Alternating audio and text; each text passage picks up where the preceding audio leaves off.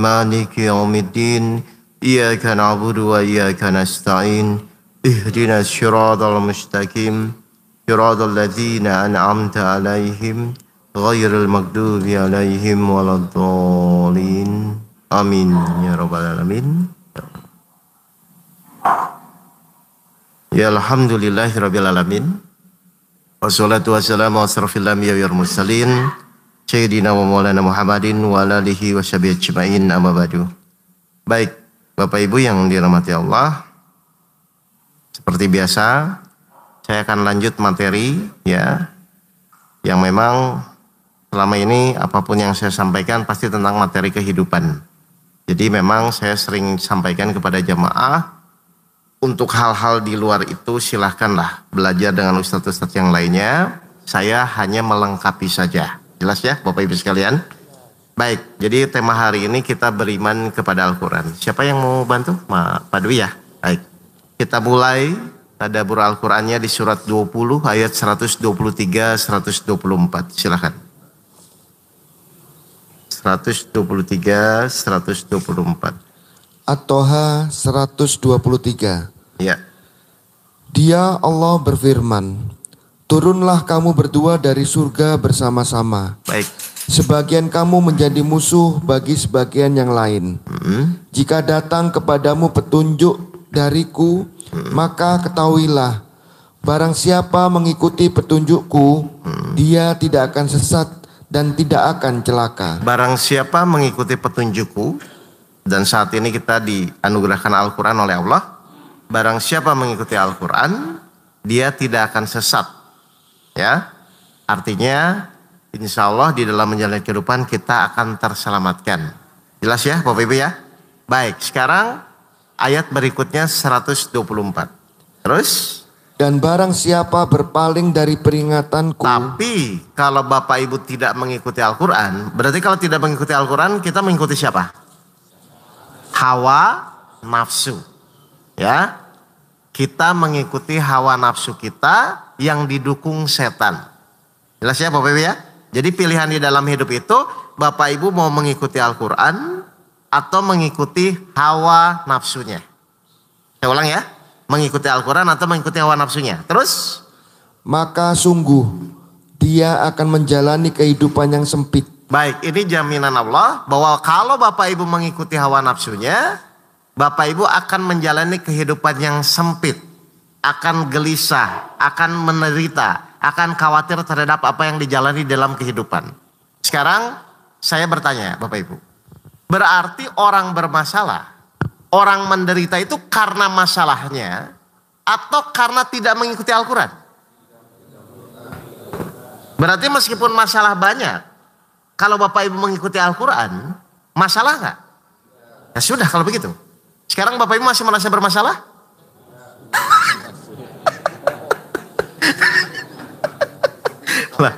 Loh kan ini sederhana. Coba Bapak Ibu kan biasanya terjebak, ada masalah, bingung, pusing dan lain-lain kan. Padahal menurut surat Toha ini, barang siapa berpaling dari peringatanku, artinya kalau Bapak Ibu tidak mengikuti Al-Quran, dia akan menjalani kehidupan yang sempit. Berarti kan memang aturannya sudah ada Bapak Ibu. Ya. Jadi orang pusing, orang menderita itu sebenarnya bukan karena masalahnya. Tapi pasti dia kurang atau tidak mengikuti Al-Quran yang Allah sampaikan. Jadi meskipun Bapak Ibu banyak masalah sebenarnya, tapi ketika Bapak Ibu benar-benar mengikuti Al-Quran, selesai. Artinya masalah itu pasti sudah tidak dianggap sebagai suatu masalah. Ya, jadi jangan terjebak ya. Karena kebanyakan orang tuh Pak konsentrasinya adalah ketika bermasalah, dia bingung bagaimana menyelesaikan, tapi dia tidak konsentrasi, ini tuh saya sesuai Al-Quran atau tidak. Langkah-langkah saya lakukan tuh sesuai Al-Quran atau tidak.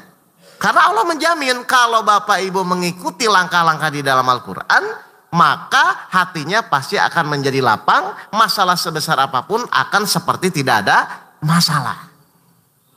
Jadi kalau sekarang Bapak Ibu merasa bermasalah, bukan dicek masalahnya Pak. Cek saja, saya tuh mengikuti Al-Quran atau tidak. Paham ini Bapak dan Ibu sekalian ya? Jadi saya ulang, jadi intinya yang akan kita bahas itu adalah bagaimana kita bisa mengikuti Al-Quran, minimal kita bisa menjalani, mempraktikkan di dalam kehidupan kita sehari-hari. Jelas ya Bapak Ibu sekalian? Oke, kalau jelas berarti sekarang langkah yang kedua adalah bagaimana caranya supaya kita bisa efektif ya, mudah dan mempraktekkan ke dalam kehidupan sehari Al-Quran yang selama ini kita pelajari dan kita baca. Kan begitu ya Bapak Ibu ya? Karena apapun yang Bapak Ibu pelajari kalau tidak dipraktekkan itu akan menjadi bumerang kepada kita sendiri. 61 ayat 2 dan ayat 3. Silakan Pak Dwi. As-Saff ayat 2. Wahai orang-orang yang beriman, Wahai orang-orang yang beriman, mengapa kamu mengatakan sesuatu yang tidak kamu kerjakan? Ingatlah, itu sangatlah dibenci di sisi Allah jika kamu mengatakan apa-apa yang tidak kamu kerjakan. Jelas Bapak Ibu ini? Jadi antara teori dan praktek itu di dalam menjalani kehidupan kita harus mulai sama Pak. Paham ya? Apapun yang Bapak Ibu jalani ya, tolong cerminkan di dalam prakteknya di dalam kehidupan. Ya, tadi Allah sudah bilang barang siapa mengikuti Al-Quran itu untuk keselamatan dirinya. Tapi kalau berpaling dari peringatan Allah atau mengikuti hawa nafsunya, maka dia akan menjalani kehidupan yang sempit. Bapak Ibu tahu ini? Bahwa ini akan terjadi? Artinya ketika Bapak Ibu menjalani kehidupan tidak mengikuti Al-Quran akan menghadapi kehidupan sempit. Tahu nggak ini? Harusnya tahu nggak? Ya sudah, berarti kalau sempit tinggal dievaluasi langsung gitu loh Pak. Ini kok saya perasaan hidup saya begini, ya cek aja. Di dalam ayat-ayat itu sesuai atau tidak gitu loh Pak. Sebenarnya sederhana kok. Kenapa kadang-kadang kita dikasih rasa khawatir, rasa gelisah oleh Allah. Itu tuh kan sebagai sinyal, alarm. Kok saya khawatir ya? Kok saya nggak tenang ya? Ini pasti ada yang salah. Nah rasa itu memang dibuat oleh Allah supaya kita cepat menyadari gitu loh. Saya pernah ngasih analogi Bapak Ibu. Kalau misalnya depan saya ini api unggun. Ya, depan saya api unggun nih. Yang apa? Yang kamera ini. Terus kalau saya mendekat kepada api unggun. Berarti semakin lama semakin apa? Panas. Itu ciri atau tolak ukur. Betul ya Pak ya? Tapi misalnya saya merasa berjalan ke api unggun tapi semakin dingin. Kira-kira mendekat atau menjauh? Menjauh. Ini tolak ukur. Paham nih Bapak Ibu ini? Berarti kalau Bapak Ibu selama ini mendekat kepada Allah, semakin lama semakin apa? Bukan panas loh, apa? Semakin merasakan sifat Allah. Berarti harusnya semakin tenang, semakin tidak khawatir, semakin yakin. Kan begitu kan? Itu tolak ukur. Atau Bapak Ibu merasa sudah mendekat, tapi kok semakin khawatir, semakin bingung. Kira-kira mendekat atau menjauh? Nah ini yang Allah kasih Pak. Sinyal-sinyal ini yang Allah kasih di dalam tubuh kita. Kalau Bapak Ibu benar-benar memang melangkahnya semakin dekat, harusnya semakin tenang.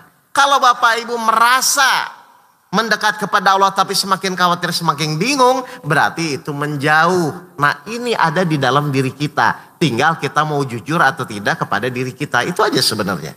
Jelas ya Bapak Ibu sekalian ya? Jadi intinya, ayo semakin kita belajar, semakin kita mengaji, akan terasa semakin dekat, semakin tenang itu kalau Bapak Ibu mulai mempraktekkan ilmu-ilmu yang selama ini sudah dipelajari dimanapun. Ya, silahkan belajar dimanapun, tapi jangan lupa harus ada tolok ukur. Ya, kalau saya mendekat kepada api, berarti semakin mendekat, semakin panas, merasakan sifat-sifat yang saya dekati. Kalau saya mendekat kepada api unggun, kepada api seperti itu. Tapi kalau mendekat kepada Allah, berarti semakin merasakan sifat-sifat Allah. Semakin tenang, semakin tidak khawatir, doa semakin dikabulkan. Kan begitu harusnya. Silahkan masing-masing dikoreksi saja pada dirinya. Sehingga apa? Semakin lama Bapak Ibu hidup itu semakin bermakna. Ya, baik. Saya bagikan dulu materinya. Ya, ada diagram. Silahkan, mohon maaf ini ada panitia. Satu berdua nggak apa-apa. Ini, ya. Kita praktek langsung.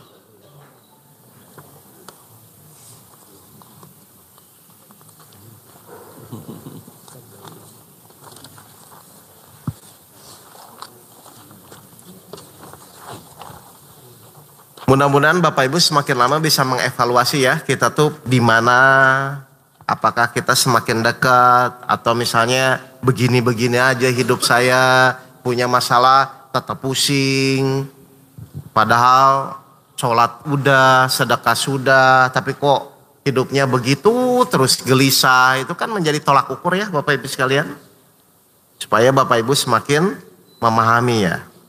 Jadi rasa gelisah, rasa khawatir itu adalah sinyal dari Allah agar Bapak Ibu cepat memperbaiki, mengoreksi dirinya. Jangan-jangan di dalam menjalani kehidupan Bapak Ibu ada yang salah ketika melangkah atau bersikap kepada Allah. Baik ya. Oke. Sambil berjalan saja. Sekarang seperti biasa di situ ditulis kotak. Ini yang tulisannya kelihatan nggak ya Bapak Ibu ya? Ini memang agak kecil ini. Gak apa-apa lah kalau nggak kelihatan. Pokoknya Bapak Ibu ikuti aja ya. Di sini saya bacakan lah. Alhamdulillah saya masih kelihatan soalnya. Yang agak kecil nggak apa-apa ya. Baik. Jadi kotak yang paling atas itu Bapak Ibu, itu tulisannya Allah ya.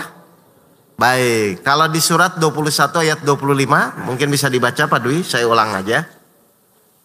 Surat 21 ayat 25. Ya, kotak paling atasnya. Surat Al-Anbiya ayat 25. Ya.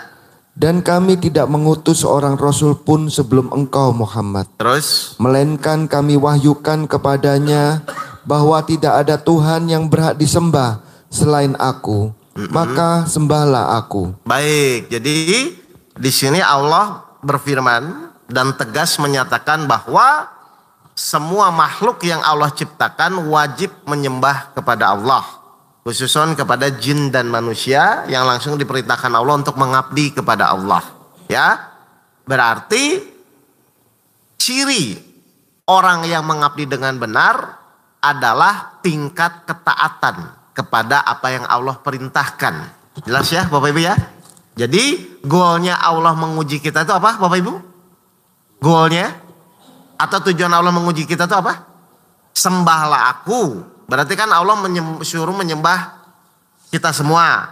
Berarti cirinya mengabdi atau menyembah itu yang paling tinggi itu adalah yang ketaatannya paling tinggi.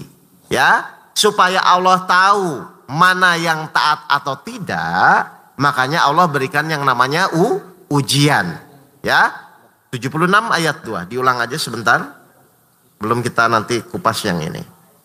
Surat 76 ayat 2. Al-Insan ayat 2. Ya. Sungguh kami telah menciptakan manusia dari setetes mani yang bercampur. Terus? Yang kami hendak mengujinya. Yang kami hendak mengujinya. Berarti semua orang akan diuji Allah Pak. Tidak bisa menolak apapun. Terus? Dengan perintah dan larangan. Nah, berarti tujuan Allah memberikan ujian itu agar manusia itu tahu. Agar Allah tahu mana yang menjalankan perintahnya. Mana yang menjauhi larangannya. Berarti goalnya adalah ketaatan. Jelas ya Bapak Ibu ini? Menurut saya Bapak Ibu sudah paham ya. Jadi tujuan Allah menguji itu apa Pak? Taat. Tujuan manusia ketika diuji ingin, kalau manusia diuji tujuannya apa Bapak Ibu? Ingin cepat selesai. Tujuan Allah? Taat. Tujuan manusia? Nyambung gak Pak? Sudah lama? Ngerti ya Bapak Ibu ya? Padahal Allah berjanji semakin taat Bapak Ibu di dalam menjalani ujian, Allah semakin cepat memberikan jalan keluar. Jadi kalau misalnya masalah Bapak Ibu sampai sekarang belum selesai-selesai, cek saja selama ini sudah taat kepada Allah atau tidak. Saya sudah Ustadz, mungkin merasa ya. Karena yang nilai tetap Allah. Biasanya banyak orang tuh merasa Pak, bukan taat. Merasa taat ya. Jelas Bapak Ibu ini? Jadi kalau taat yang benar itu pasti Bapak Ibu akan mendapatkan jalan keluar. Sesuai di surat At-Tolak ayat 2 kan, barang siapa bertakwa kepada Allah, taat kepada Allah, niscaya Allah akan memberikan jalan keluar. Paham ya Bapak Ibu ya? Jadi goalnya saat kita diuji itu adalah seberapa taat kita kepada perintah-perintah Allah. Ya, paham ya Bapak Ibu? Jadi jangan terjebak lagi nih. Menurut saya kan Bapak Ibu sudah, saya juga hampir setahun di sini kan, harusnya sudah paham. Oh, ujian, berarti fokusnya ketaatan, gitu aja Pak. Ketaatan itu berarti mudah menerima, tetap menjalani secara istiqomah, sabar dalam berikhtiar, tawakal dalam memaksimalkan usaha, silakan lakukan. Tapi dalam rangka menuju ketaatan, ya, bukan mempercepat masalah itu bagaimana solusi dan lain-lain. Itu urusan Allah, ya. Jadi Allah sudah buat aturan dan menurut saya Bapak Ibu tinggal ikuti saja, ya, nggak usah kreatif sendiri, Pak, ya.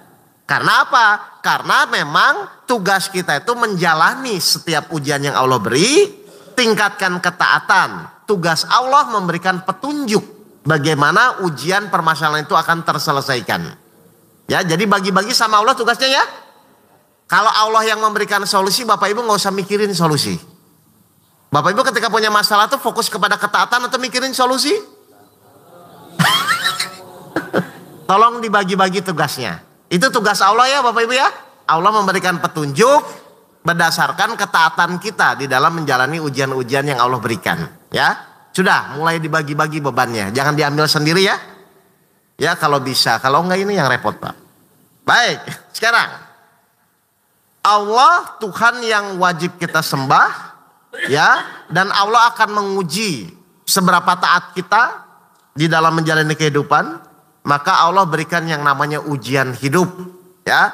Biasanya manusia pusing itu saat menjalani ujian. Pusingnya adalah selalu bertanya, kapan masalah saya selesai, betul? Padahal setiap masalah itu ada waktunya, ada masanya. Jadi Bapak Ibu nggak usah maksa-maksa Allah ya. Silahkan jalani dengan kesabaran dan ketaatan kepada Allah. Paham ini Bapak Ibu ini?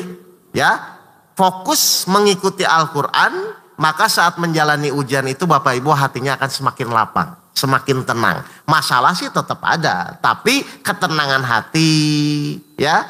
Pokoknya jalan, misalnya permasalahan belum selesai ya nggak apa-apa, gitu loh Bapak Ibu. Kan nggak bisa maksa juga kan? Nggak bisa maksa kan Pak? Coba sekarang turun ke bawah. Allah Tuhan yang berhak disembah, maka di surat Al-Baqarah 151. Silahkan dibaca Pak Dwi. Itu Nabi Muhammad, bawahnya surat Al-Baqarah 151. Silahkan. Al-Baqarah 151. Ya. Sebagaimana kami telah mengutus kepadamu seorang Rasul Muhammad dari kalangan kamu yang membacakan ayat-ayat kami. Baik. Menyucikan kamu dan mengajarkan kepadamu kitab Al-Quran dan hikmah atau sunnah. Baik. Serta mengajarkan apa yang belum engkau ketahui. Baik, jadi perantara Allah ya. Kan Allah maha goib ya Bapak Ibu ya. Karena Allah maha goib dan manusia itu nyata, maka Allah perlu perantara atau sarana. Makanya Nabi Muhammad itu salah satunya utusan Allah. Untuk apa utusannya? Untuk menyampaikan risalah-risalah, ayat-ayat yang Allah ingin sampaikan kepada umat manusia. Ya, kan kalau nggak ada Nabi Muhammad kita nggak akan mengerti Al-Quran seperti apa. Paham Bapak Ibu ini? Jadi Allah menyampaikan, ya, menciptakan Nabi Muhammad itu sebagai perantara. Agar apa? Agar manusia bisa mengikuti apa yang Allah perintahkan di dalam Al-Quran. Jelas ya? Jadi ini contoh nyata. Berarti sebenarnya Al-Quran itu kita bisa jalankan nggak Bapak Ibu sekalian? Bisa ya? Sudah ada contohnya Rasul kita. Betul? Beriman kepada apanya kalau dari cerita ini? Nah, kepada cahayanya, nurnya, 64 ayat 8. Nah ini loh Pak maksudnya. Ya.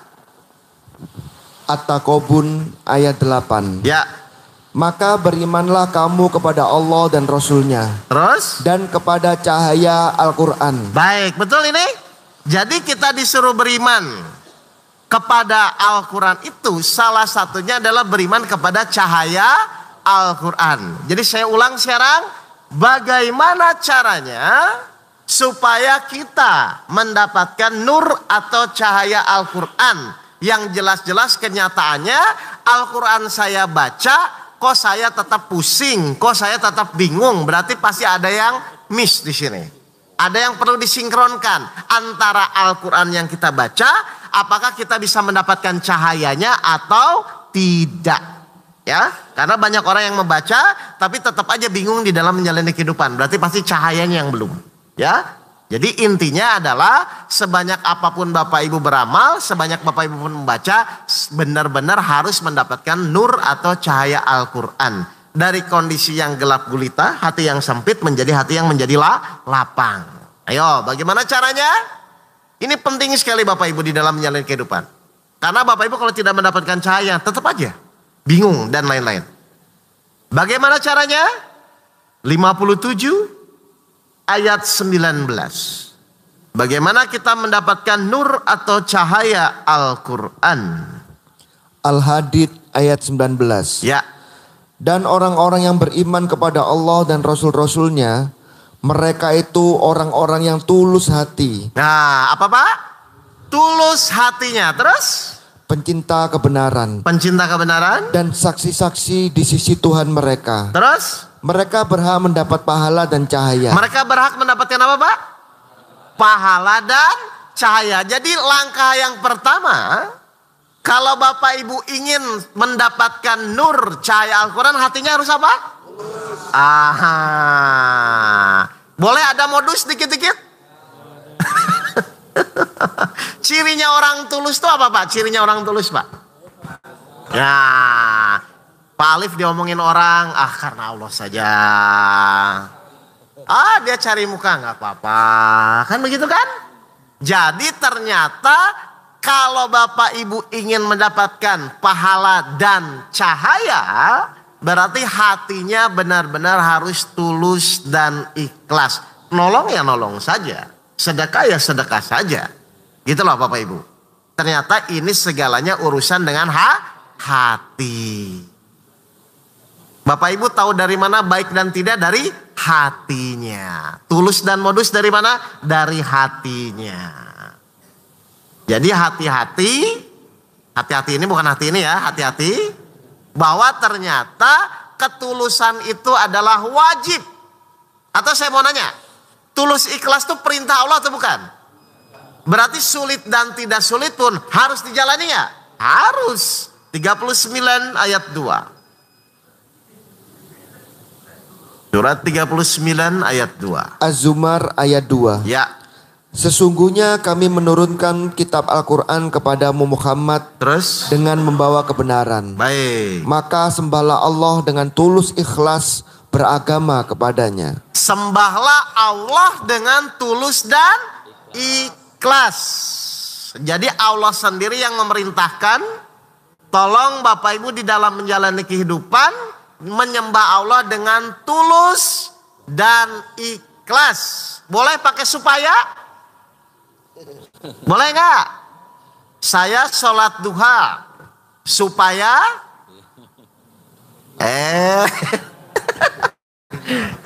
tapi nggak apa-apa ya, yang saya pada titik itu nggak apa-apa. Maksud saya itu ayo tingkatkan, tidak salah. Tingkatkan, karena kadang-kadang orang harus dipamrihkan dulu kan, harus memacu aja kan. Saya sedekah supaya berapa? 10 kali lipat. Nggak apa-apa ya. Tapi tolong ditingkatkan. Saya sedekah hanya menjalankan perintah Allah. Janjinya 10, 40, 700 itu janji Pak. Janji itu nggak usah Bapak Ibu pikirkan. Pasti akan terjadi. Ketika Bapak Ibu memang meyakini dan tulus kepada Allah. Paham ya Bapak Ibu ya? Saya sholat supaya masalah saya selesai. Boleh atau tidak? Boleh. Tapi apakah mau di situ terus? Tingkat keikhlasannya. Tingkatkan. Saya sholat hanya menjalankan perintah Allah saja. Ngerti ya Bapak Ibu ya? Jadi harus ditingkatkan. Agar apa?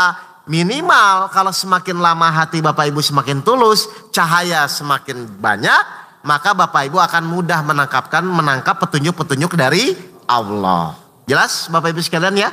Jadi ternyata salah satu cara untuk mendapatkan nur atau cahaya Al-Quran itu hatinya harus tulus dan ikhlas. Kira-kira Bapak Ibu kalau tulus dan ikhlas sebenarnya bahagia nggak Pak? Bahagia, apa-apa. Apapun yang Bapak Ibu lakukan ya jalan-jalan saja kan. Misalnya mohon maaf ya, kalau saya lihat kan pengurus di sini solid alhamdulillah. Jalan ya jalan. Ya hatinya terus dilatih ketulusan. Sekarang pertanyaannya, terus bagaimana kita meningkatkan ketulusan kita Pak kepada Allah Pak? Dengan cara apa? Enggak. Dengan cara apa? Latihan. Berarti latihan itu dengan kejadian-kejadian yang membuat Bapak Ibu dipuji atau dihina atau difitnah. Nah, Bapak Ibu tahu ini. Berarti ketika dihina, difitnah itu sebagai masalah atau sarana meningkatkan ketulusan. Berarti terima kasih atau tidak? Ya sudah kalau begitu. Oh nggak apa-apa. Semua harus bertingkat. Terus berusaha. Pokoknya jangan pernah merasa, loh saya ini udah berbuat gini-gini kok orang tetap nggak menghargai. Nah, itu udah repot. Ya jangan ya Bapak Ibu ya. Pokoknya tingkatkan ketulusan hati sampai benar-benar Bapak Ibu nanti semakin mudah mendapatkan petunjuk-petunjuk dari Allah ya, berupa nur atau cahaya Al-Qur'an. Paham ya Bapak Ibu ya? Jadi berbahagialah Bapak Ibu kalau memang benar-benar Bapak Ibu benar-benar mau menjalani ini. Ingat ya, tulus ikhlas itu perintah Allah. Berarti tidak ada bantahannya. Baik, seperti yang Allah firmankan, tidak ada pilihan. 28 ayat 68. Tidak ada pilihan. 28 ayat 68. Al-Qasas 68. Ya. Dan Tuhanmu menciptakan dan memilih apa yang Dia kehendaki. Kalau Allah menciptakan dan menetapkan apa yang Dia kehendaki, terus? Bagi mereka manusia tidak ada pilihan. Tidak ada pilihan. Terus? Maha suci Allah dan maha tinggi Dia dari apa yang mereka persekutukan. Kalau tidak ada pilihan itu apa Mas Anto? Ya berarti ketika misalnya Allah mau menguji, Allah mau menaikkan atau menurunkan, bolak-balik terserah Allah nggak? Lah terus kenapa sedih? Kan nggak ada pilihan, Mbak. Mau Allah buat turun, mau Allah hinakan atau apapun, kita tidak bisa menolak apapun yang Allah tetapkan kepada kita. Terus kenapa kita sedih? Kan nggak ada pilihan. Ketetapan Allah tidak ada pilihan. Sikap kita silahkan memilih. Berarti pilihannya kalau kita ingin selamat atau kita ingin mengikuti apa yang Allah perintahkan, jalani saja, tulus saja. Dan Allah tahu apa yang ada di isi hati Bapak Ibu di dalam apapun yang Bapak Ibu lakukan. Niat apapun yang Bapak Ibu lakukan, Allah tahu. Ya, jadi tidak usah pengumuman, saya sudah ikhlas, saya sudah sabar. Ya, nggak usah pengumuman. Allah itu tahu dan akan tercermin dari akhlak kita. Ya, saat kita melakukan kegiatan kita sehari-hari. Ya, tercermin dari akhlak kita. Contoh, Bapak Ibu tuh kalau misalnya pengen punya temen tuh yang tulus ikhlas atau yang modus? Bapak Ibu saja ingin yang begitu. Apalagi Allah yang maha tahu kan? Sehingga apa? Ketika Bapak Ibu benar-benar tulus, Allah turunkan hidayah. Namanya nur atau cahaya Al-Quran. Paham ya Bapak Ibu ya? Jadi berbahagialah bagi orang-orang yang sudah mulai tulus hatinya, ikhlas hatinya, hanya mentaati perintah Allah saja. Tidak ada modus yang lain. Loh, tapi kan sulit Ustadz dan lain-lain. Kesulitan apapun ikut akan jadi mudah ketika nanti Allah campur tangan kepada orang-orang yang hambanya, kepada hamba-hamba yang taat kepada Allah. Baik, lanjut Pak Dwi. Jadi Allah menurunkan Al-Quran kepada Rasul lewat dada manusia atau hatinya manusia. Lalu dan untuk semua manusia. 21 ayat 107. Ya, semua manusia Pak Al-Quran itu. Mau muslim mau non muslim. Al-Anbiya 107. Ya. Dan kami tidak mengutus engkau Muhammad melainkan untuk menjadi rahmat bagi seluruh alam. Baik, jadi Islam itu untuk semua Pak atau golongan? Seluruh alam. Agama sebelum Islam atau nabi-nabi sebelum Islam mungkin hanya satu kaum. Misalnya kayak Bani Israel, kaum Ad, kaum Samud. Kan seperti itu. Tapi untuk Rasulullah itu untuk seluruh alam. Dan siapapun yang ingin mendapatkan petunjuk dari Allah, silahkan Bapak Ibu mencari hidayah tersebut. Dan Allah pasti menunggu saja. Ya, jelas ya Bapak Ibu ya. Jadi Islam itu untuk seluruh manusia.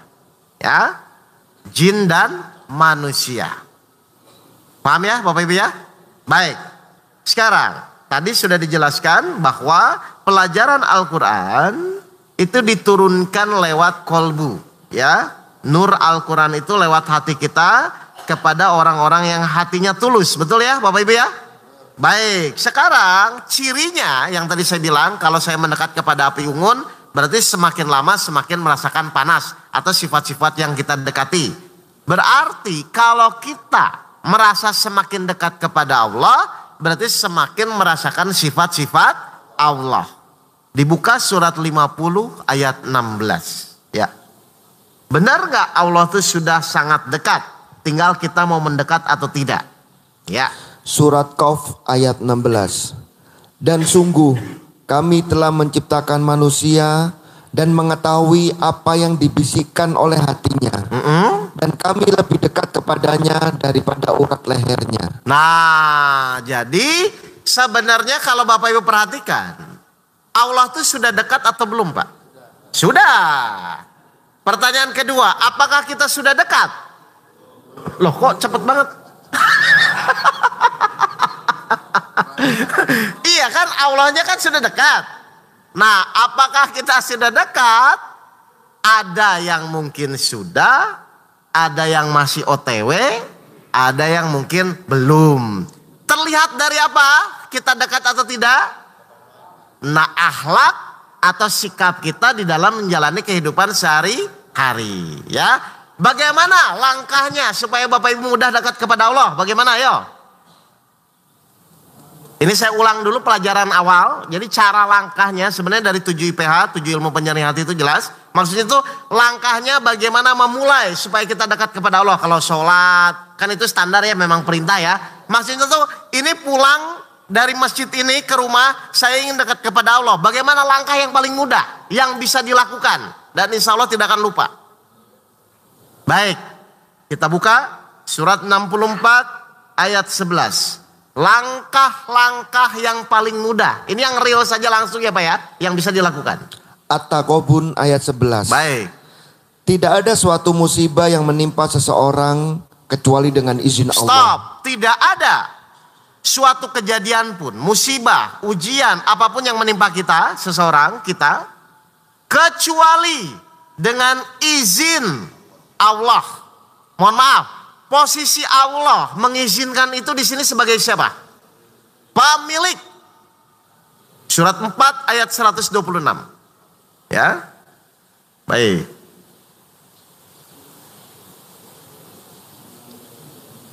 Ini langkahnya. Bapak Ibu tinggal praktekkan saja nanti.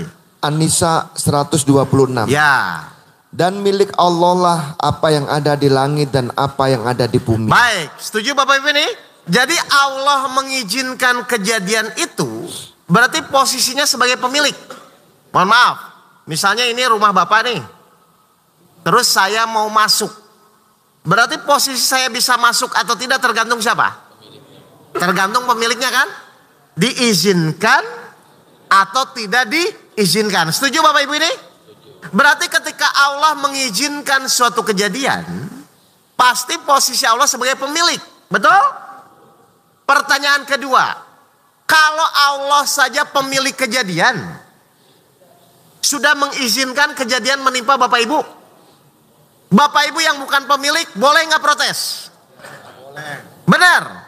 Jadi ketika Bapak dicerewetin istri, itu sudah atas izin Allah nggak? Sebagai sudah atas izin pemiliknya nggak?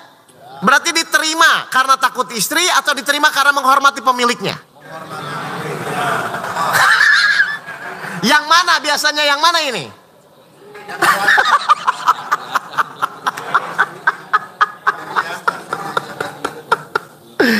Loh, coba Bapak Ibu mulai latihan ya, Allah saja sebagai yang memiliki kejadian sudah mengizinkan. Baik, ini kejadian tiba-tiba misalnya Bapak dicerewetin istri. Itu kan kejadian bisa terjadi, kan kecuali ya. Kejadian bisa terjadi atas izin Allah, berarti atas izin pemiliknya. Kalau pemilik kejadian saja sudah mengizinkan, ini saya izinkan, kejadian Bapak dicerewetin istri, berarti konsentrasi Bapak itu kepada istrinya atau kepada pemilik kejadian?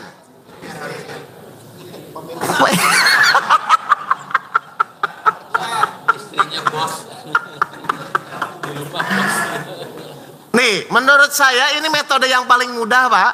Supaya kita mendekat kepada Allah tuh ini metode yang paling mudah. Karena saya yakin Bapak Ibu tiap hari mendapatkan kejadian kan? Ayo Bapak sekarang keluar dari sini pun pasti akan ada kejadian kan? Berarti hal yang perlu dilatih adalah ingat Pak, Bu, sebelum Bapak Ibu marah-marah dulu, tolong ingat kejadian yang menimpa kita itu sudah diizinkan oleh pemiliknya. Kalau pemiliknya saja sudah mengizinkan, masa Bapak Ibu yang bukan pemilik marah-marah atau protes? Kira-kira selama ini tuh Bapak Ibu tuh menerima atau biasanya marah-marah? Berarti menghargai pemilik nggak?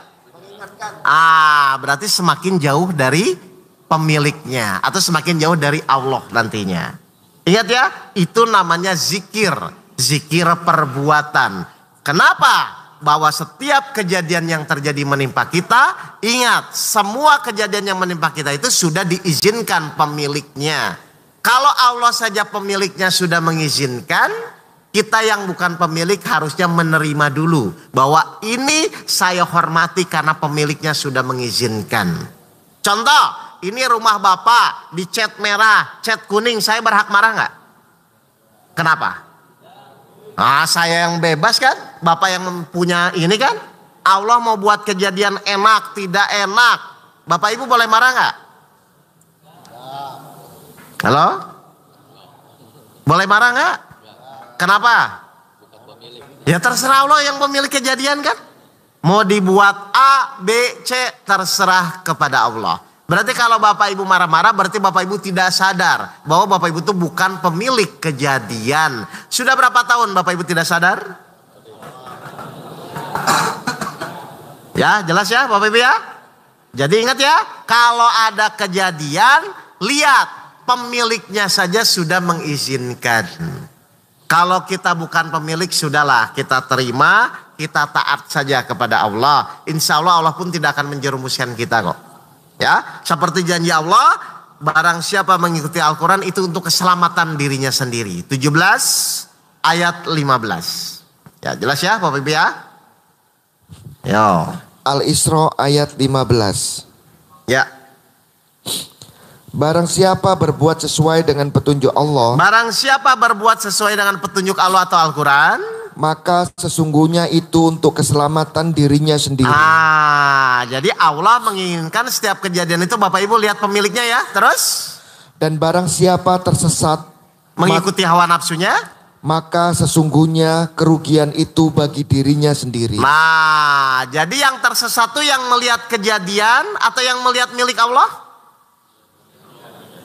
Kalau yang tersesat melihat kejadian, selama ini Bapak Ibu melihat kejadian atau melihat pemiliknya?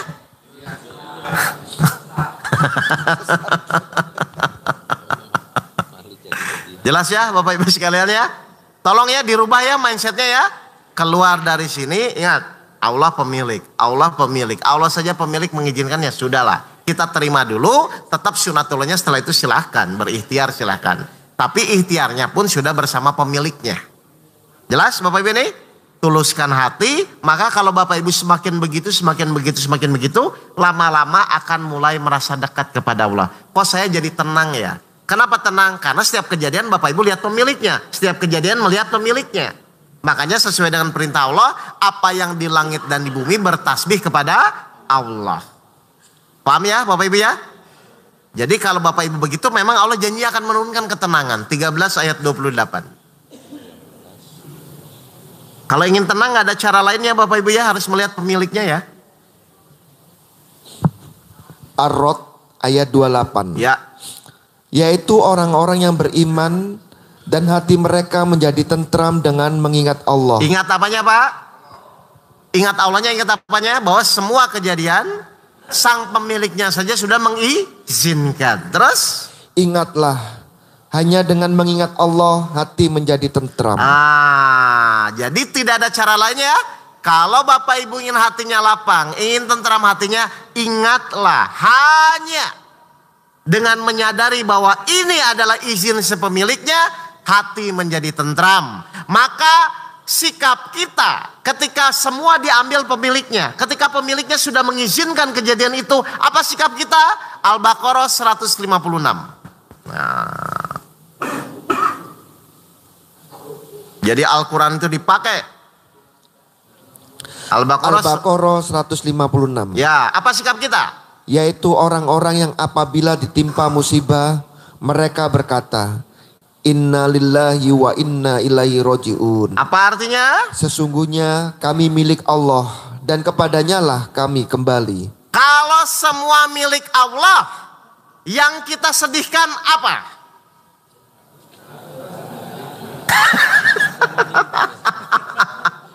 Ibu-ibu, kalau semua milik Allah, yang ibu takutkan kepada suami apa? Kawin lagi.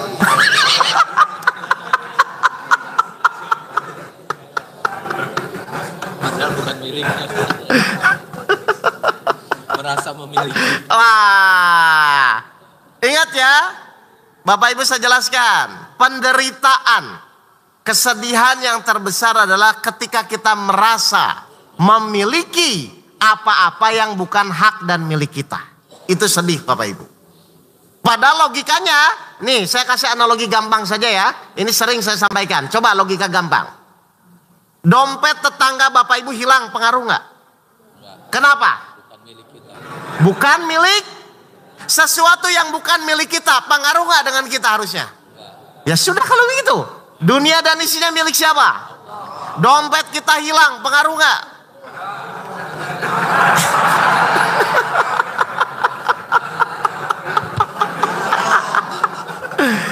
Pasti ada kesalahan di dalam manajemen hatinya.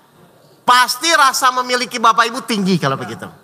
Makanya saya bilang, cara latihan yang paling efektif yang selama ini saya pelajari, bahkan guru saya ngajarin itu, ternyata memang tidak ada cara lain Pak. Merubah mindset, kejadian, oh Allah saja pemilik sudah mengizinkannya, sudah latihan. Semakin cepat latihan, semakin terbiasa, maka Bapak Ibu akan semakin cepat bahagia. Ya, saya ulang ya. Apa yang di langit dan di bumi adalah milik Allah. Berarti masalah itu milik siapa? Kenapa Bapak Ibu kalau datang saya bilang saya punya masalah? Kenapa Bapak Ibu merasa memiliki masalah kalau begitu? Nah, saya ulang. Masalah itu milik siapa? Terus kenapa Bapak Ibu bilang saya punya masalah? Berarti Bapak Ibu merasa memiliki ya? Loh, kita lihat Pak, kita lihat. Masalah itu milik kita atau milik Allah ya? Baik, surat 10 ayat 107. Kenapa Bapak Ibu selama ini merasa memiliki? Yunus ayat 107. Perhatikan, masalah itu posisinya sebagai apa? Coba lihat, perhatikan. Dan jika Allah menimpakan suatu bencana kepadamu, Kalau Allah memberikan suatu masalah bencana kepadamu, maka tidak ada yang dapat menghilangkannya kecuali Dia. maka nanti Allah yang ambil. Lihat ya, Allah yang memberi dan Allah pun yang mengambil. Jadi posisi masalah itu sebagai apa? Titipan. Lah kalau masalah titipan, kenapa Bapak Ibu bilang saya punya masalah? Amanah. Menjaga amanah. Saya sedang dititipi masalah oleh Allah. Berarti Allah pasti akan ambil nggak? Ambil. Kepada siapa? Kepada orang-orang yang taat terhadap apapun yang Allah berikan. Kan tadi saya bilang di surat 65 ayat 2 jelas, barang siapa bertakwa taat kepada Allah, niscaya Allah memberikan jalan keluar. Kalau masalah itu cuma titipan, kenapa pusing?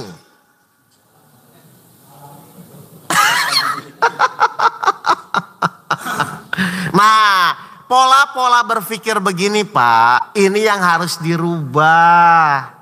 Jangan-jangan Bapak Ibu selama ini pusing, sedih, khawatir itu rasa memilikinya tinggi. Ingat ya, istri, suami ya. Kalau seorang istri cintanya begitu tinggi, hati-hati. Cinta Allah lebih besar. Allah pencemburu. Pernah dengar kejadian Nabi Ibrahim ketika mau menyembelih Ismail? Itu diawali dari apa? Rasa kecintaan Nabi Ibrahim terlalu tinggi. Akhirnya diperintahkan menyembelih. Untung aja Bapak Ibu gak disuruh nyembelih suaminya. Loh hati-hati kalau rasa cintanya tinggi itu begitu Pak. Jelas gak ini? Nah sekarang gini, kalau sudah terlanjur Pak, Saya sudah terlanjur rasa cintanya tinggi. Bagaimana mengurangi itu? Kan tadi bagaimana supaya dekat kepada Allah atau menyadari bahwa mengurangi rasa memiliki kan melihat siapa yang mengizinkan. Bahwa pemilik kejadian saja sudah mengizinkan. Baru kalau sudah terjebur, ya sudah tercebur di situ, terus gimana dong? Kan begitu ya Pak ya?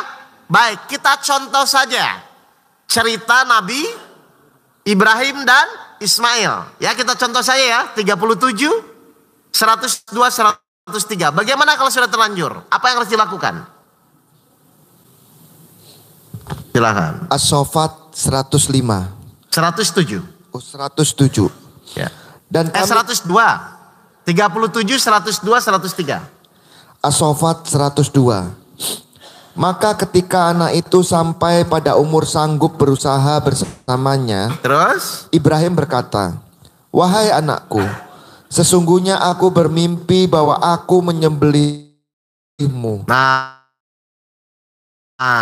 Terus? Maka pikirkanlah bagaimana pendapatmu." Suruh dipikir ya Bapak Ibu ya. Terus?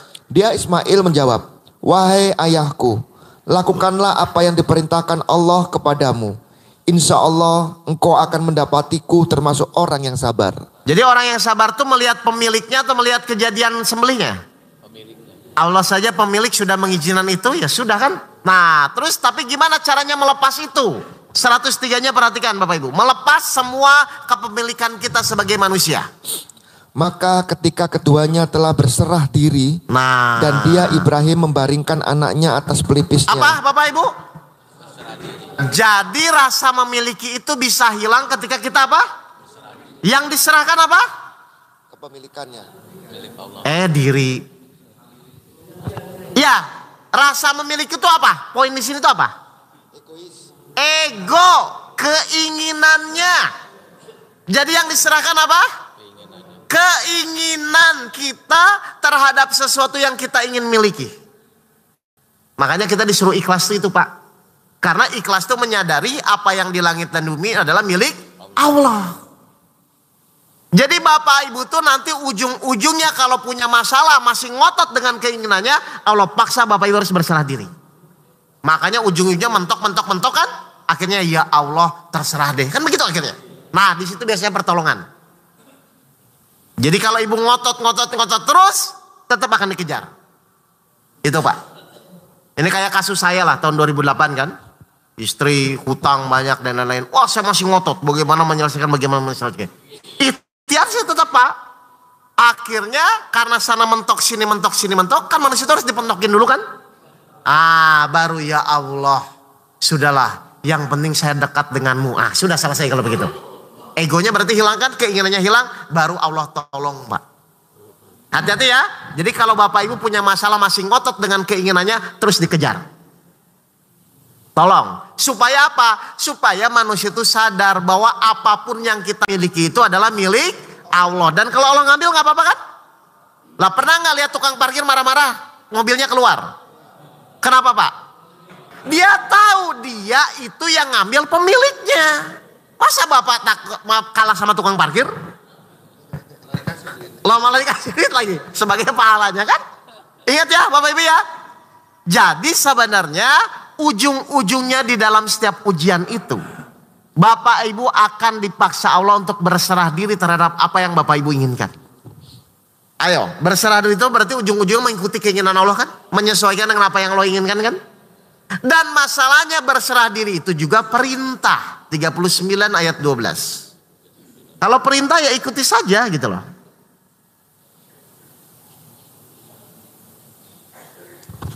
Az-Zumar ayat 12. Ya. Dan aku diperintahkan agar menjadi orang yang pertama-tama berserah diri. Betul? Jadi berserah diri itu perintah atau tidak? Berarti harusnya sulit atau mudah? Terus kenapa selama ini sulit?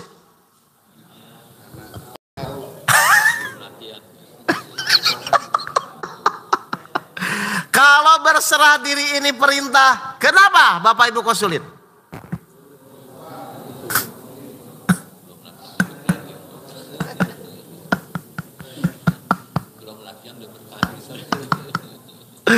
Jelas ya Bapak Ibu ya.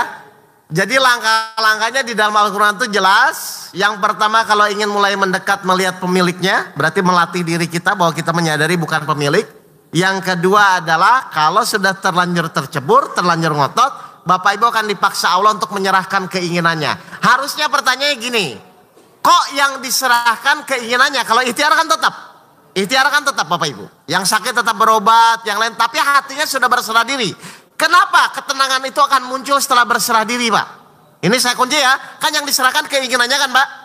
Kenapa yang harus diserahkan keinginannya? 22 ayat 52. Karena di sini poinnya Pak. Ya.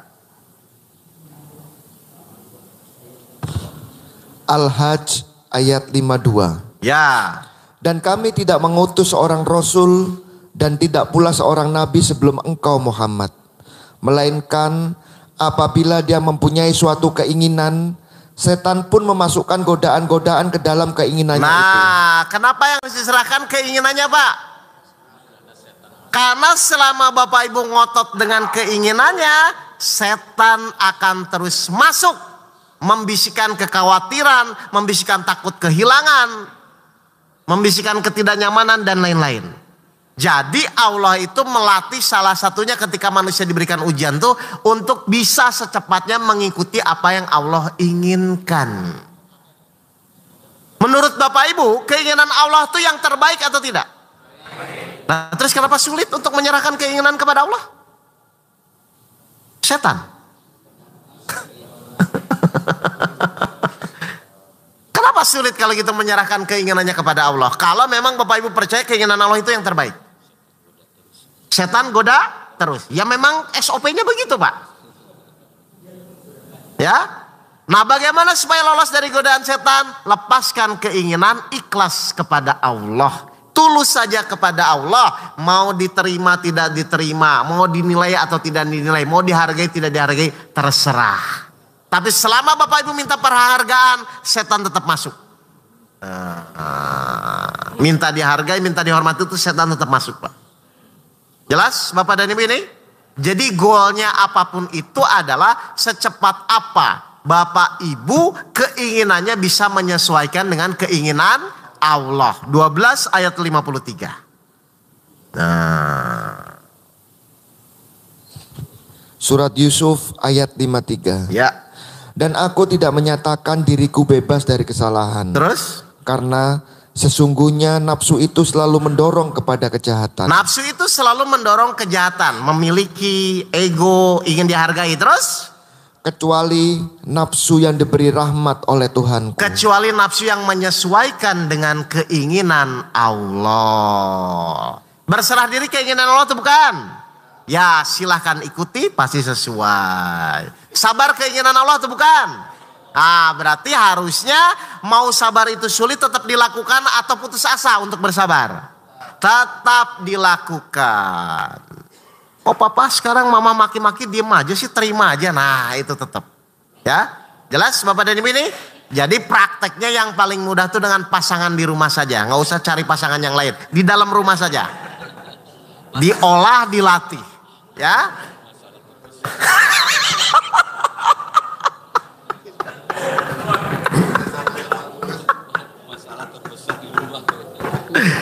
Jelas ya, sebelum Bapak Ibu bisa menyelesaikan masalah di rumah, nggak usah mikir yang luar dulu lah. Di dalam aja masih berantem, itu perbaiki dulu itulah. Ya, itu tolak ukur kita, benar-benar kita bisa mempraktekkan Al-Quran itu minimal di keluarga dulu Pak. Ya, jelas ini apa yang di langit dan di bumi, semua adalah milik Allah. Dan semua harus berserah diri, baik suka ataupun terpaksa. Surat 3 ayat 83. Bapak Ibu mau suka mau enggak, dipaksa Allah berserah diri. Wah ini kayaknya nggak cukup, nanti kita lanjut aja nih. Al-Imran 83. Ya. Maka mengapa mereka mencari agama yang lain selain agama Allah? Terus? Padahal apa yang di langit dan di bumi berserah diri kepadanya. Terus? Baik dengan suka maupun terpaksa. Jadi kalau nanti Bapak Ibu tidak mau berserah diri, yang Allah lakukan apa? Paksa Pak. Ayo pilih. Mau kesadaran atau dipaksa oleh Allah? Kesadaran aja ya. Karena kita sudah dewasa semua kan? Contoh, dulu waktu Bapak kecil kalau minum obat itu dipaksa atau kesadaran? Sudah besar gini? Kesadaran. Bapak selama ini berserah diri itu dipaksa atau kesadaran? Selama ini dipaksa. Selama ini dipaksa atau kesadaran?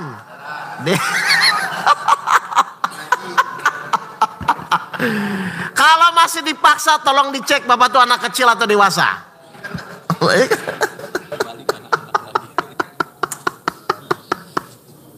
Jelas Bapak Ibu sekalian ya. Jadi intinya kalau Bapak Ibu tulus pasti tidak ada paksaan. Ya.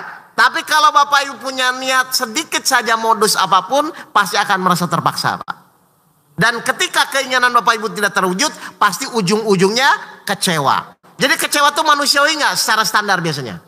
Manusiawi, baik. Al-Baqarah 216. Kita lihat ya, manusiawi atau itu sesuatu yang kita tidak menyadari. Al-Baqarah 216. 216. Ini sering juga ayatnya, cuma saya pertegas di sini ya. Diwajibkan atas kamu berperang. Terus, Padahal itu tidak menyenangkan bagimu. Tetapi boleh jadi kamu tidak menyenangi sesuatu, padahal itu baik bagimu. baik. Dan boleh jadi kamu menyukai sesuatu, padahal itu tidak baik bagimu. Terus, Allah mengetahui, sedang kamu tidak mengetahui. apa yang menurut kamu baik, belum tentu menurut Allah baik. Apa yang menurut kamu tidak baik, belum tentu menurut Allah tidak baik. Allah mengetahui, sedangkan kamu tidak mengetahui. Pertanyaan saya berarti, kalau Bapak Ibu yakin nggak dengan ayat ini? Benar. Jadi yang menurut kita, keinginan kita misalnya tidak terwujud, tetap yang terbaik nggak? Benar. Bapak Ibu yakin nggak ini? Kalau yakin ada nggak orang kecewa? Mestinya nggak ada. Masih ada yang kecewa? Terus posisinya di mana nih? Yakin atau ragu-ragu nih? Masih ada nanya kok. Saya ulang lagi. Menurut ayat ini, apa yang kamu inginkan terus tidak terwujud pun tetap itu yang terbaik dari Allah. Apa yang tidak diinginkan dan tidak terwujud pun tetap itu yang terbaik dari Allah. Allah mengetahui, sedangkan kamu tidak mengetahui. Berarti ketetapan apapun nanti yang Allah tetapkan, tetap yang terbaik gak? Berarti kecewa atau bahagia? Sudah begitu?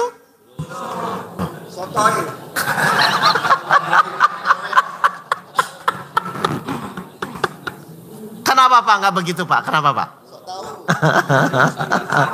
Lah kan ayatnya jelas aturannya. Apapun ketetapan yang Allah tetapkan, meskipun tidak sesuai dengan apa yang kita inginkan, nafsu kita, tetap itu yang terbaik kan? Lah harusnya kalau Bapak Ibu yakin dengan ayat ini, selesai kan? Kenapa mesti kecewa? Karena tidak mengetahui.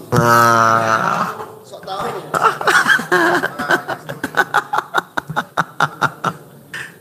Ya, jelas gak Bapak dan Ibu ini? Baik, nah tapi perhatikan ya, di kotak ini kan pelajaran Al-Quran diturunkan ke kolbu kita. Tapi masalahnya Pak, kita pun dikasih yang namanya apa ini? Nafsu Pak. Otak.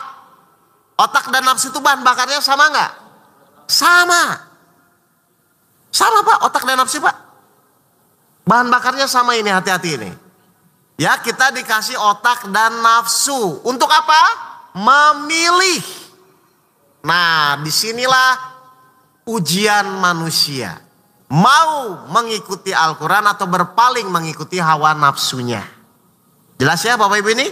Makanya langkah yang ketiga di dalam praktek membersihkan kolbu atau mendekat kepada Allah itu berarti kita harus mulai melatih hawa nafsu. Berarti kalau ingin melatih hawa nafsu, yang sesuai keinginan kita atau yang tidak sesuai? Kalau ingin melatih. Kalau kita ingin melatih hawa nafsu, berarti yang sesuai atau tidak sesuai? Tidak sesuai. Kalau yang sesuai namanya hiburan. Kan hiburan Pak. Saya ulang ya. Kalau kita ingin melatih hawa nafsu kita, berarti harus dengan kejadian yang tidak sesuai. Makanya Allah menciptakan dua kejadian. Kejadian enak dan tidak enak. Berarti kalau Bapak Ibu nanti dapat kejadian tidak enak, itu tuh sebagai masalah atau untuk melatih hawa nafsu kita? Melatih. Mau dilatih hawa nafsunya? Nah sudah kalau begitu, berarti butuh kejadian enak tidak enak?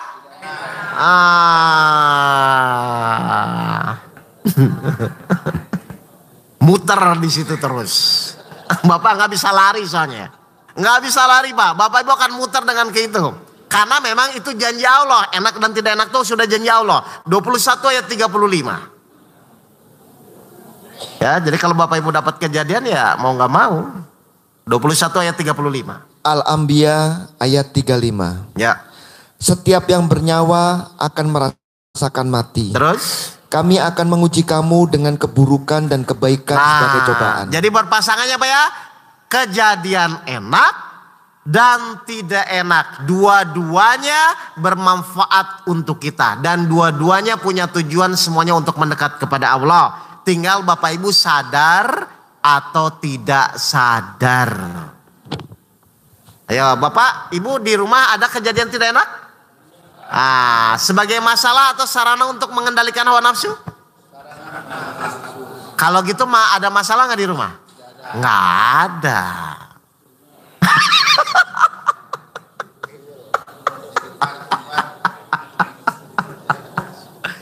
Ingat Bapak Ibu, enak dan tidak enak kita tidak bisa tolak.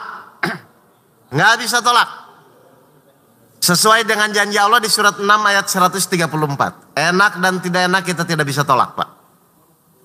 Surat 6 ayat 134. Terima tidak terima Bapak Ibu tidak akan bisa tolak itu. Al-An'am 134. Ya.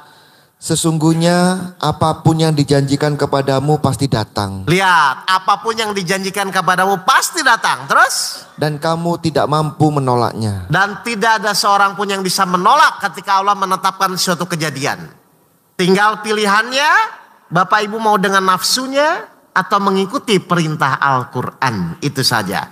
Kalau Bapak Ibu mendapatkan kejadian tidak enak, perintah Al-Quran sabar. Kalau mengikuti hawa nafsunya, maka perintah nafsunya adalah marah. Kira-kira Bapak Ibu biasanya memilih yang mana? Marah atau sabar?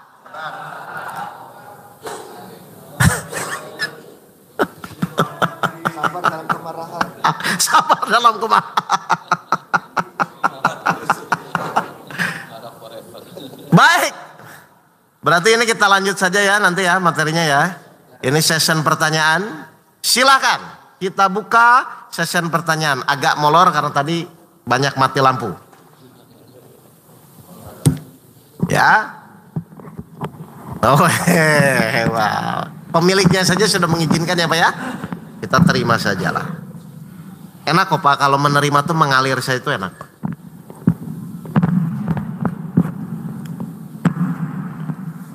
Ini ada pertanyaan dari media sosial dulu ya. Izin bertanya lagi Ustadz, dosa bisa dihapus dengan tobat nasuha. Dalilnya di Al-Quran apa? Surat 8 ayat 29. Ya, cara menghapus dosanya. Dalilnya surat Al-Anfal ayat 29. Apa kata Allah? 28 ayat 29. Ini ada yang nanya di YouTube ya. Iya, di media sosial. Saya tuh kalau kajian sambil lihat YouTube Pak. Al-Anfal 29. Ya. Wahai orang-orang yang beriman, jika kamu bertakwa kepada Allah, jika kamu bertakwa, berjanji taat kepada Allah seperti Nabi Adam waktu diturunkan dari surga kan? Akhirnya dia minta ampun, tobatan dan dia berjanji untuk taat kepada Allah terus? niscaya dia akan memberikan furqon Ya. atau kemampuan membedakan antara yang hak dan batil kepadamu. Terus? Dan menghapus segala kesalahanmu Nah. dan mengampuni dosa-dosamu. Jadi Allah janji menghapus dosa-dosa orang yang bertakwa atau taat kepada Allah ya Pak ya. Surat 8 ayat 29. Sudah ya saya jawab. Silakan Mas Bayu buka. Baik jamaah sekalian, alhamdulillah kita sudah mengikuti kajian pada pagi hari ini. Saat ini untuk mempertajam kajian kita buka sesi tanya jawab. Ya. Terdiri dari 3 pertanyaan untuk jamaah yang ikhwan dulu. Silakan. Ya Pak Dar dulu Pak Dar. Ya. Assalamualaikum warahmatullahi wabarakatuh. Waalaikumsalam. Waalaikumsalam Ada warahmatullahi dua nih Pak Ustadz. Yang Silakan. pertama, seringkali kan kita baik sehari-hari ataupun dalam berdoa, ya Allah lindungilah istriku dan anakku. Kan memakai kataku berarti ada rasa memiliki gitu. Apakah ada kata lain Baik. dalam hal ini untuk mengurangi rasa memiliki itu? Bagus. Yang pertama. Yang Langsung kedua- jawab dulu ya. Iya. Baik, doanya gini aja Pak, berikanlah keluarga kami kebahagiaan dunia dan akhirat. Nah, itu kan bisa kan? Iya, emang mau cari apa? Iya. Nah, lanjut. Simpel ya saja. Oh iya. Terima kasih Ustaz. Yang kedua, Ya.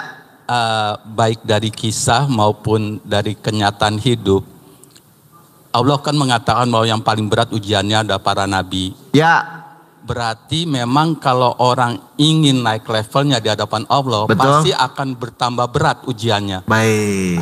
Apakah itu suatu statement yang benar, Ustaz? Baik, berat, ringan itu posisinya di mana? Keadaan atau hati Pak? Ingat Pak, lihat ya, berat dan ringan itu posisinya di hati, bukan keadaan. Kan ujian, karena ujian kan tidak bisa ditolak kan Pak? Saya ulang ya, berat dan ringan itu bukan karena masalahnya, bukan karena tingkat masalah, karena masalah sudah diukur ya. Itu karena pekerjaan hatinya. Baca lagi surat 20 ayat 124 tadi. 124. At-Toha 124. Surat 20 ayat 124. Dan barang siapa berpaling dari peringatanku, maka sungguh dia akan menjalani kehidupan yang sempit. Jadi berat itu karena masalahnya atau karena tidak mengikuti Al-Quran Pak? Tidak Ya, mengikuti. lah itu aja kan tadi sudah disampaikan. Orang merasa memiliki, orang ngotot dengan keinginannya, kan sebenarnya tidak mengikuti Al-Quran Pak. Ya. Ya, jadi tidak ada sesuatu yang berat sebenarnya kalau Bapak Ibu benar-benar mengikuti Al-Quran saat menjalani masalah. Jadi yang jadi pertanyaan itu bukan masalah saya begitu, saya saat menjalani itu mengikuti Al-Quran atau tidak. Karena kalau Bapak Ibu mengikuti Al-Quran, apa yang Allah janjikan? Untuk beban berat 94 ayat 1 sampai 3. Asyar ayat 1 sampai 3. Ya, Bukankah kami telah melapangkan dadamu Muhammad? siapa yang melapangkan? Allah. Bukan kemampuan Nabi Muhammad kan Pak? Terus Dan kami pun telah menurunkan bebanmu siapa yang darimu, menurunkan bebannya? Allah juga. Terus yang memberatkan punggungmu. jadi Bapak punya masalah besar tapi Allah lapangkan hatinya. Masalah enggak? Ya enggak gitu loh Pak. Jadi konsentrasilah bagaimana setiap masalah yang menimpa kita itu langkah demi langkahnya mengikuti perintah Al-Quran. Ya, jangan terjebak di masalah ya Pak Bu. Kenapa jangan terjebak di masalah? Karena masalah itu tetap nanti yang menyelesaikan Allah. Kan kita memang nggak bisa menyelesaikan masalah kan? Yang akan menyelesaikan masalah itu Allah. Nggak, Bapak Ibu tuh sadar nggak sih yang menyelesaikan masalah itu Allah? Halo? Tahu nggak yang menyelesaikan masalah itu Allah? Loh kalau tahu terus kenapa merasa berat?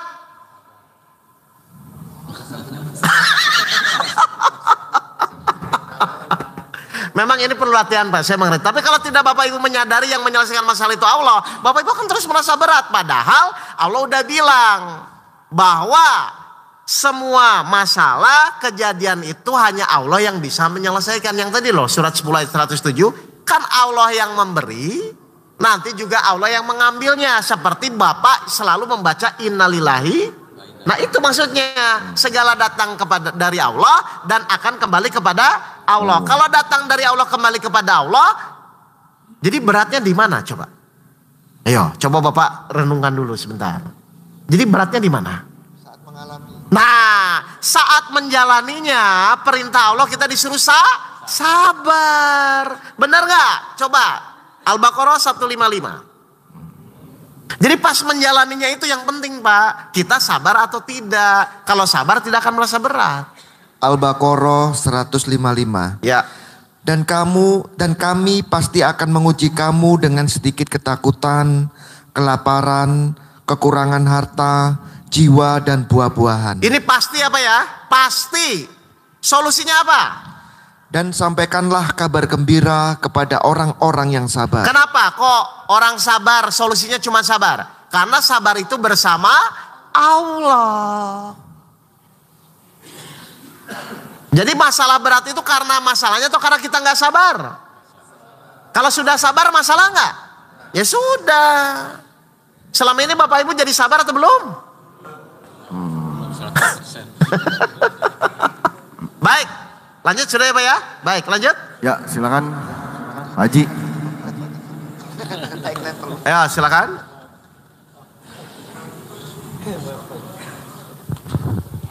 Ya. Assalamualaikum warahmatullahi wabarakatuh. Waalaikumsalam. Waalaikumsalam warahmatullahi wabarakatuh. Bismillahirrahmanirrahim. Pak Ustadz, mohon maaf pada teman-teman sekalian, juga Pak Ustadz. Apa yang dipaparkan oleh Pak Ustadz, dijelaskan Pak Ustadz memang mengacu kepada Al-Quran. Ya. Itulah Al-Quran. Tapi kita kan sebagai insan yang Allah berikan hawa nafsu dan akal, Betul. pikiran. Ya, Segala sesuatu yang terjadi itu udah izin Allah. betul. Apabila terjadi itu adalah musibah yang besar Ya. atau musibah yang kecil, maka yang terjadi musibah besar selalu ya kita sebagai insan manusia yang kasih akal dan pikiran pada Allah, insight kita kembali kepada manusia. Loh, kok mesti begini? Kita urus dulu hal seperti itu. Setelah itu baru kita sadar, serahkan kepada Allah. Itu yang pertama Pak Ustadz. Betul. Seperti hal kejadian sekarang ini, mohon maaf Pak Ustadz ya. Orang ditabrak mati.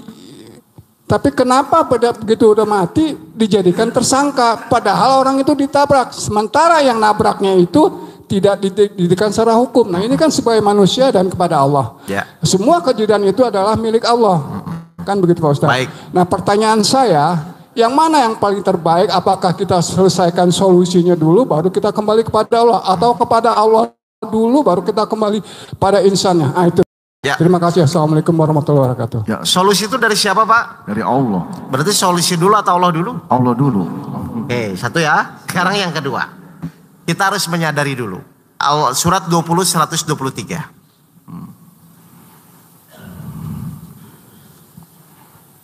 Surat 20 ayat 123. At-Toha 123. Dia Allah berfirman, turunlah kamu berdua dari surga bersama-sama. Oke, Adam dan Hawa turun ke bumi. Ya, terus? Sebagian kamu menjadi musuh bagi sebagian yang lain. Sebagian kamu menjadi musuh bagi sebagian yang lain. Jadi memang dari dulu pun manusia tuh sudah berkonflik atau enggak Pak? Sudah. Ya memang begitu Pak. Ada baik, ada buruk, betul? Atau ginilah, kenapa sih Allah membiarkan Fir'aun membunuh anak-anak bayi laki-laki? Ayo coba, berapa ribu bayi laki-laki? Berarti kalau Bapak lihat dari kacamata cuman sekedar kejadiannya, Allah sadis kan Pak? Loh kalau kita cuman melihat itunya, kan Allah sadis tuh Pak. Tapi tetap apa yang menurut kamu baik, belum tentu menurut Allah baik. Berarti ini bukan masalah kejadian yang dilihat. Masalah keyakinan kita seperti apa kepada Allah. Nih contoh, saya mau nanya nih jujur aja. Bapak Ibu pernah nggak gini? Misalnya mohon maaf ya. Bapak Ibu misalnya ada kejadian. Misalnya pergi piknik, tiba-tiba kecelakaan. Terus setelah itu anggaplah misalnya sadar dari rumah sakit, coba kalau saya nggak pergi piknik. Kan sering begitu kan? Mungkin saya nggak akan celaka. Coba kalau saya nggak bisnis, mungkin saya nggak akan ketipu. Betul nggak itu? Betul. Benar. Menurut Bapak Ibu hal itu tuh biasa atau tidak wajar? Enggak, sebenarnya biasa atau tidak wajar biasanya? Biasa kan? Biasa. Coba kalau saya nggak bisnis, mungkin saya nggak ketipu. Benar? Coba kalau saya nggak piknik, mungkin saya nggak akan celaka. Begitu? Kita lihat menurut Al-Quran, itu tuh biasa atau kurang ajar? Kita lihat. Surat 3 ayat 156. Enggak, ini biar digiring dulu Pak.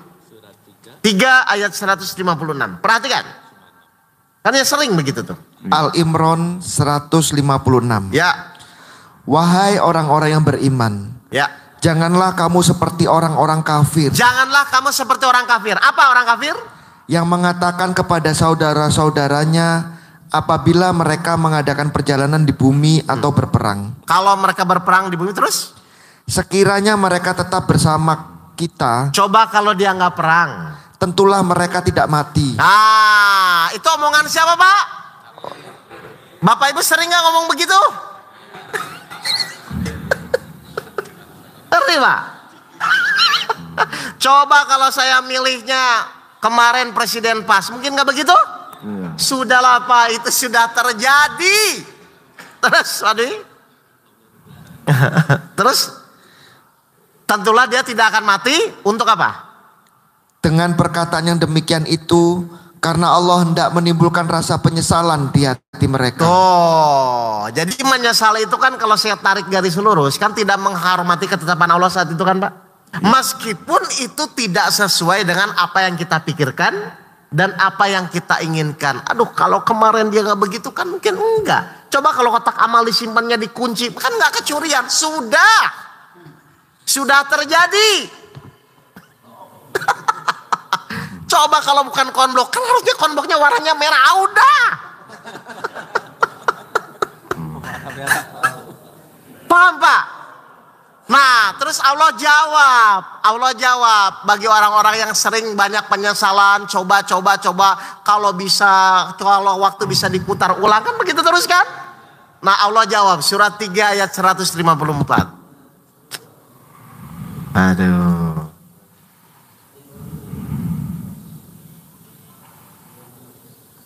Ya. Ayo Pak, kita Surat 3 154. Ya. Al-Imran 154.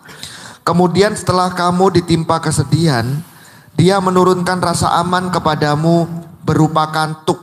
Nah, maha baiknya Allah, orang depresi, orang punya masalah, orang duka cita diturunkanlah rasa ngantuk Pak, biar nggak stres pemikirannya. Ya, Bapak Ibu pernah bersyukur Allah ngasih rasa ngantuk? Atau ngantuk terus kerjaannya? Oke, lanjut terus. Yang meliputi segolongan dari kamu. Oke. Sedangkan segolongan lagi telah dicemaskan oleh diri mereka sendiri. Nah, perhatikan, ini Allah jawab yang pertanyaan barangkali andai kata dulu saya nggak begitu-begitu, apa kata Allah? Mereka menyangka yang tidak benar terhadap Allah seperti sangkaan jahiliyah. Apa sangkaannya? Mereka berkata, adakah sesuatu yang dapat kita perbuat dalam urusan ini? Oke, terus? Katakanlah Muhammad, sesungguhnya segala urusan itu di tangan Allah. Ini perhatikan ya, segala urusan, segala ketetapan yang akan menimpa diri kita, itu Allah yang ngatur Pak, bukan kita yang ngatur. Jadi nggak usah ngatur-ngatur ya Bapak Ibu ya. Tugas kita itu taat atau tidak terhadap ketetapan yang Allah tetapkan. Terus? Mereka menyembunyikan dalam hatinya apa yang tidak mereka terangkan kepadamu. Perhatikan.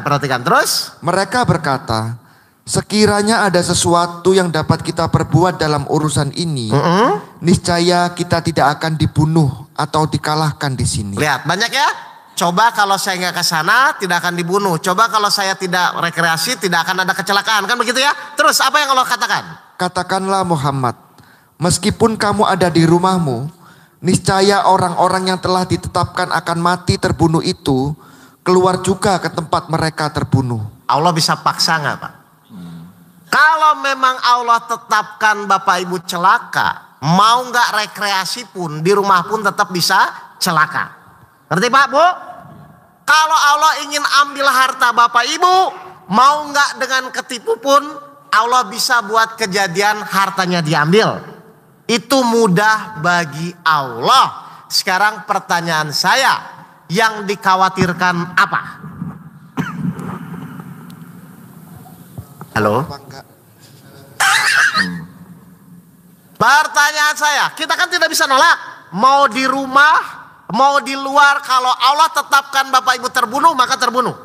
Ya, mau misalnya ketipu orang, ketipu dalam bisnis, kalau Allah mau ambil hartanya, tetap Allah ambil. Karena ketetapan Allah akan bersifat mutlak. Kalau Bapak Ibu meyakini ini, ayat ini, bahwa ketetapan Allah kita tidak bisa tolak, yang dikhawatirkan apa? Bapak Ibu khawatir selama ini apa? Ya, Bapak Ibu khawatir tuh gara-gara apa selama ini? Kan sering khawatir ya. Apa yang dikhawatirkan? Keinginan. Bisa ditolak nggak? Kalau Allah sudah menetapkan itu. Tidak, berarti yang dikhawatirkan apa?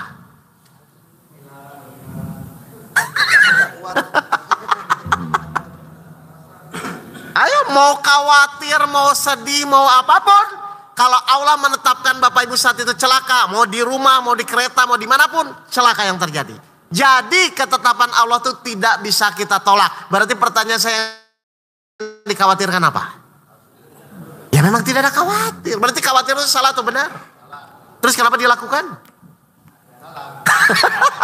Mungkin Ustaz yang untuk kasus tadi, beliau mungkin sama khawatirannya kalau kita tidak merasa khawatir atas kejadian yang zolim itu merasa bahwa kita bersalah. Bagus, sekarang kita mulai praktekkan. Tapi sadar dulu ya bahwa semua itu sudah diizinkan pemiliknya adalah Allah. Berarti ada pembelajaran nggak di situ?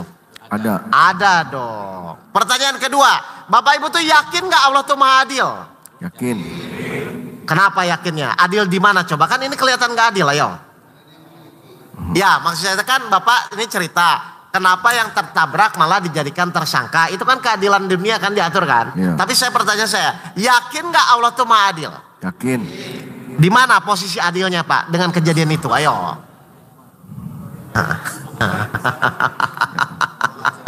Kan, yakinlah yang benar pasti benar. Dan pada suatu saat, suatu waktu pasti Allah akan tunjukkan. Mulai terlihat nggak sekarang gejala-gejalanya? Sudah. Saya nggak mau lari ke sana, nanti takutnya disorot. Sudah.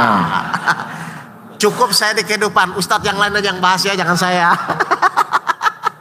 Ya. Silakan kita lanjutkan untuk pertanyaan-pertanyaan. Pasti ada masanya Pak. Ya Pak Jalib. Pertanyaan sesuai dengan tema yang kita Keadilan Allah itu pasti datang, tenang aja. Ya, Assalamualaikum warahmatullahi wabarakatuh. Waalaikumsalam warahmatullahi wabarakatuh. Secara pribadi Pak Ustadz, apa yang kita kaji hari ini secara ilmu zahir kita bisa masuk akal, logis, dan bisa diterima.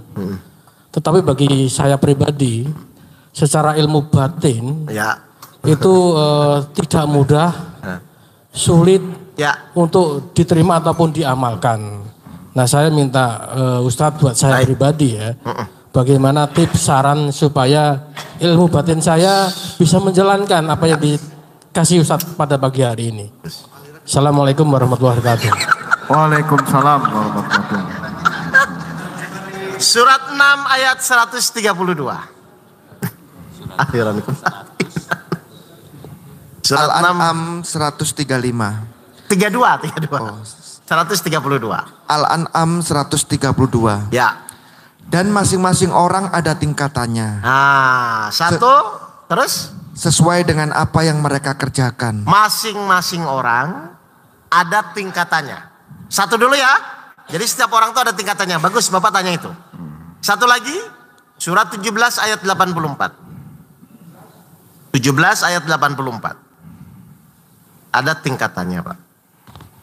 Al-Isra ayat 84. Katakanlah Muhammad, setiap orang berbuat sesuai dengan pembawaannya masing-masing. Baik, jadi Allah itu adil ya. Ada tingkatannya dan disesuaikan dengan pembawaannya masing-masing. Gini aja, ini yang hadir di sini meskipun sama-sama manusia, kegiatan rutinitasnya beda atau sama? Beda. Pak Alif kan tanya, apa yang harus saya bisa praktekkan dengan pelajaran ini? Ya sudah, Pak Alif rutinitasnya apa? Pengusaha. Berarti disitulah saya akan berlatih.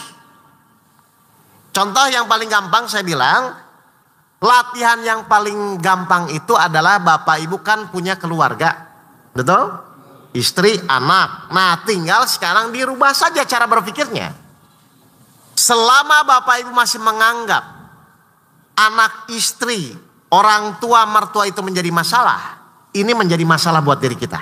Karena bukan masalahnya, tapi diri kitanya. Kenapa? Karena Allah nyuruh kita tuh bukan merubah masalahnya, tapi merubah diri kita. Jadi yang dirubah tuh kita latihan merubah diri kita aja. Contoh, misalnya Pak Alif tuh akan marah kalau misalnya orang belum bayar kontrakan misalnya. Misal. Ujiannya Pak Alif di situ, Pak. Misal. Nah, itu evaluasi. Sudah berapa tahun tiap ada kejadian telat kontrakan Bapak marah? Kan evaluasi kan? Iya. Tegas boleh Pak? Nah, jadi nanti pas misalnya nanti ada kejadian dia belum bayar kontrakan, Bapak tenang dulu. Oh, ini sudah atas izin Allah pemiliknya. Tapi setelah itu tetap tegas. Daripada marah misalnya buat aturan. kalau 1 bulan atau 2 bulan telat, mohon dengan kerelanya meninggalkan kontrakan. Kan bisa kan? Daripada terus mulut marah-marah. Itu loh Pak maksudnya Pak. Jadi lakukan dengan kegiatan sehari-hari yang kita jalani saja. Ya. Paham? Kan gak mungkin seorang montir disuruh nyuntik orang, betul? Nah. Kerjaan siapa kalau nyuntik orang? Dokter.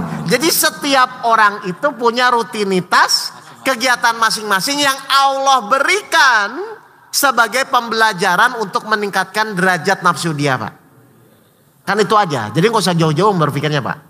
Pokoknya saya tulus ikhlas di dalam menjalani, rasakan. Apakah semakin hari kita semakin tenang di dalam menjalani hidup atau tetap terjebak dengan masalah-masalah yang Allah berikan.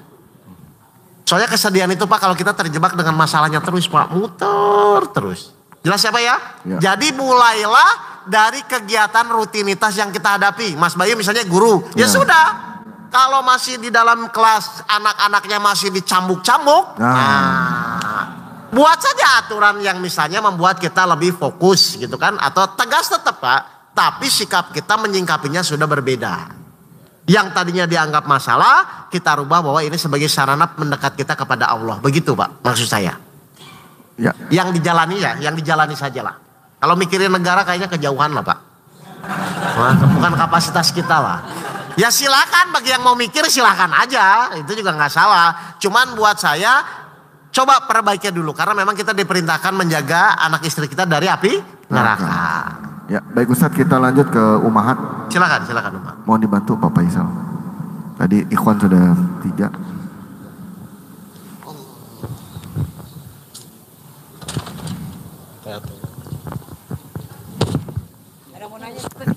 Oh ya. Ya ibu-ibu silakan Bu Sri tadi sudah siap bertanya. Bismillahirrahmanirrahim. Assalamualaikum warahmatullahi wabarakatuh. Waalaikumsalam. Ustadz saya mau sedikit sharing aja. Ibu mohon didekatkan mic-nya Bu, agak kurang kencang kedengarannya. Ustadz ini saya mau cerita. Bapak-bapak mohon tenang Pak. Karena kejadiannya baru aja terjadi kemarin. Jadi saya di jalan tol itu nabrak mobil. Tapi karena saya pasrah gitu ya, saya langsung, ya kan marah yang saya tabrak itu, saya langsung bilang gini, Pak, semua ini kejadian ini adalah takdir Allah, saya bilang gitu kan. Tapi dia tetap marah Pak. Tapi saya selalu ingatkan itu takdir Allah. Sekarang Bapak mobilnya mau di bengkel siapa? Buat bengkel saya atau bengkel Bapak? Gitu. Ya Bu. Alhamdulillah Pak, karena saya berbicara seperti itu, setelah itu dia bilang ini, ya sudah Bu, mobil saya kan masih garansi.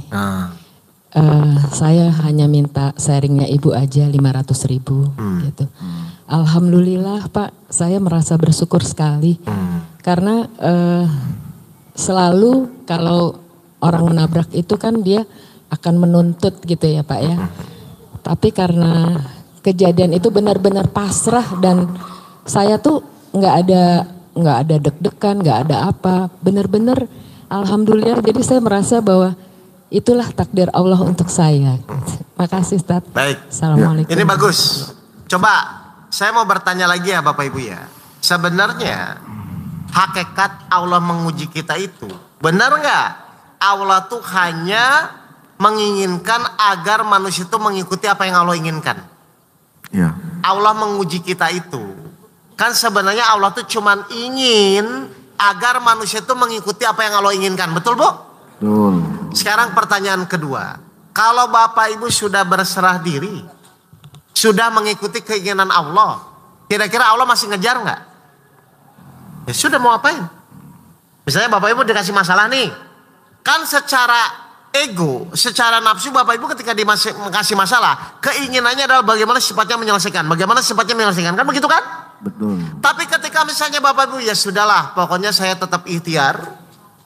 Urusan selesai tidak selesai terserah kepada Allah. Kira-kira Allah mau ngejar dari mana Pak? Kalau orang itu sudah mengikuti apa yang Allah inginkan. Ngerti nggak Bapak ini? Jadi sebenarnya ujian itu bukan selesai atau tidak selesai. Hakikat ujian itu adalah saat Bapak Ibu diuji itu mengikuti apa yang Allah inginkan atau tidak. Seperti kasus ibu itu. Kan ibu itu sudah, ya sudahlah berserah diri. Ayo mau apa? Ini sudah terjadi, silahkan. Lah terus Allah mau ngapain lagi kalau sudah begitu? Iya. Nah, tapi saya balik. Tapi kalau Bapak Ibu masih ngotot. Kalau masih ngotot dengan keinginannya, masih ngotot dengan nafsunya, tetap memaksakan kehendaknya, apa yang Allah lakukan? 45 ayat 23. 45 ayat 23. Kalau Bapak Ibu masih ngotot dengan keinginannya. Al-Jasiyah ayat 23. Ya. Maka pernahkah kamu melihat orang yang menjadikan hawa nafsunya sebagai Tuhannya? Dan Allah membiarkannya sesat dengan sepengetahuannya. Dan Allah telah mengunci pendengaran dan hatinya, serta meletakkan tutup atas penglihatannya. Maka siapakah yang mampu memberinya petunjuk setelah Allah membiarkannya sesat? Mengapa kamu tidak mengambil pelajaran? Nah, jadi kalau Bapak Ibu tetap ngotot dengan hawa nafsunya, memaksakan keinginannya, itu yang terjadi. Ya sudah, terserah kamu. Dan yang paling ngeri di sini, Pak. Perhatikan di surat 43 ayat 36. Kalau terus ngotot dengan hawa nafsunya, apa yang akan terjadi selanjutnya selain ditutup mata telinga hatinya? Az-Zuhruf ayat 36. Ya. Dan barang siapa yang berpaling dari pengajaran Allah yang Maha Pengasih, mengikuti hawa nafsunya terus, atau Al-Quran, kami biarkan setan menyesatkannya dan menjadi teman karibnya. Bestinya setan. Jelas ya, hati-hati ya Bapak Ibu ya. Jadi betul Bu yang Ibu lakukan, silahkan tetap ikhtiar, sunatullahnya akan begitu dan Allah akan membimbing kita. Jadi sederhana kok, Allah tuh cuman maksudnya tuh Bapak Ibu ngikuti keinginan Allah, cuman itu aja, makanya kan goalnya kan taat Pak. Lagian saya mau nanya ya, yang membuat Bapak Ibu susah taat sama Allah tuh apa sih? Iya kan hawa nafsu ada, kan Allah suruh latih. Pertanyaan saya, Allah maha baik, Allah ngasih petunjuk, Allah selalu memberikan rizki terus menerus mengurus makhluknya. Harusnya kan logikanya mudah Pak mengikuti Pak. Kayak Bapak bekerja di perusahaan digaji besar, difasilitasi, gampang nggak mengikuti perintah direktur? Bahkan di telepon malam pun datang kan? Karena Bapak Ibu merasa diurus dengan itu kan? Nah sekarang Allah mengurus kita, ngasih rejeki, mencukupi kita. Yang membuat Bapak Ibu sulit taat kepada Allah itu apa sih? Halo? Silakan, terus. Ya. Masih ada tuh ibu-ibu. Oh silakan kalau masih ada. Bismillahirrahmanirrahim. Mic-nya masih di ibu-ibu. Assalamualaikum warahmatullahi wabarakatuh. Waalaikumsalam. Waalaikumsalam warahmatullahi wabarakatuh.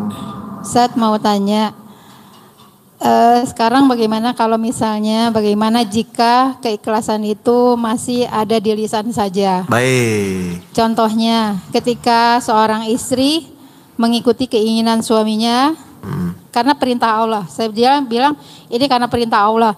Tapi sesungguhnya si istri itu sebetulnya tidak suka. Nah ini bagaimana? Tidak suka tuh karena melihat Allah atau melihat suaminya Bu? Suami.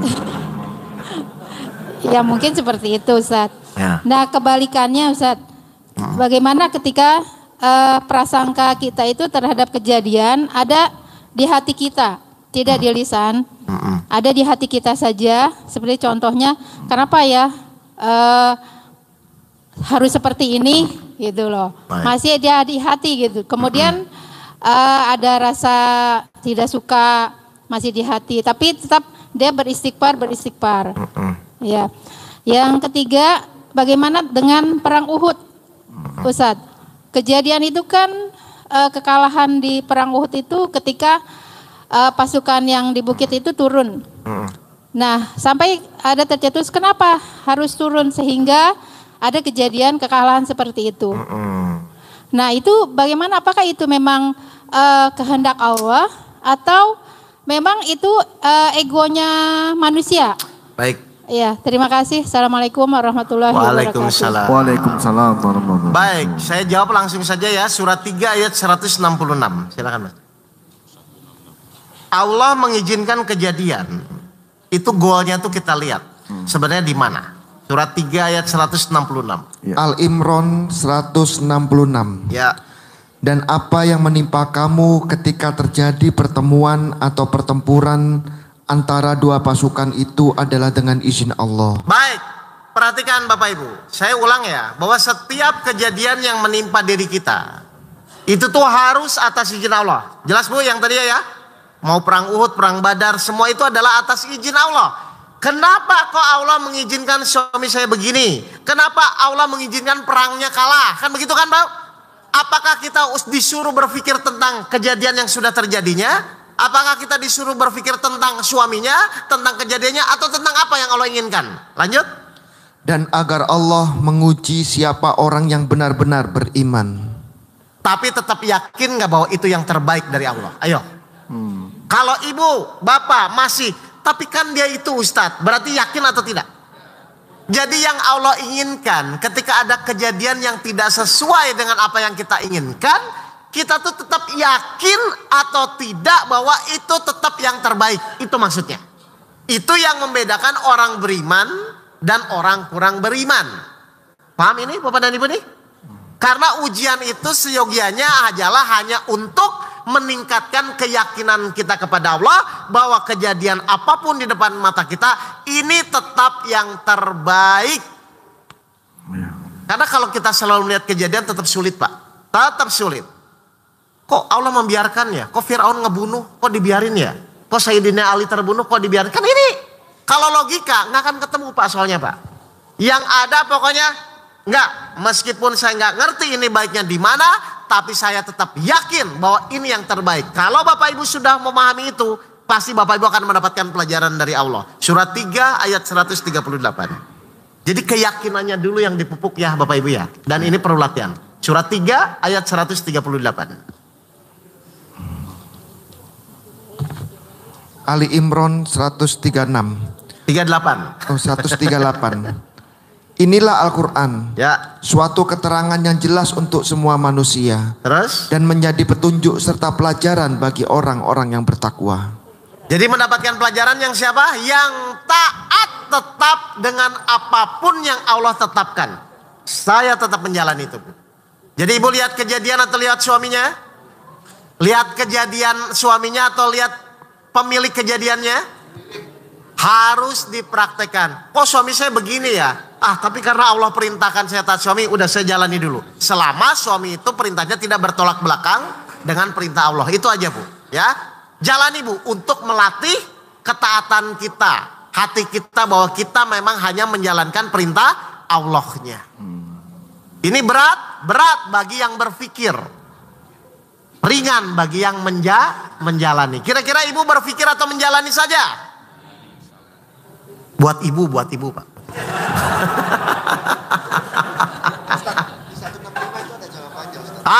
Coba jawab 165-nya.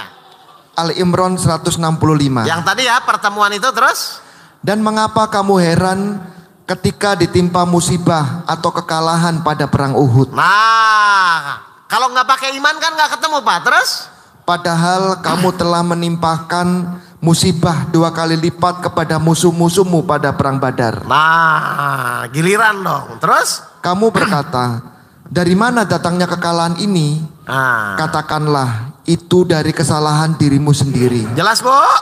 Terus? Sungguh Allah Maha Kuasa atas segala sesuatu. Jadi intinya tetap yakin atau tidak. Kalau yakin insya Allah tidak akan berprasangka yang bukan-bukan kepada Allah. Ya, goalnya ujian itu salah satunya adalah meningkatkan keyakinan, bukan meningkatkan kepusingan. Bapak Ibu kalau diuji itu yakin atau pusing? Yakin. Yakin pusing. Ya, ibu-ibu masih ada atau sudah banyak cukup? ibu. Ya, terakhir ya Bu. Ya. Bismillahirrahmanirrahim Pak Ustadz. Ya. Saya ingin bertanya singkat saja. Memang ini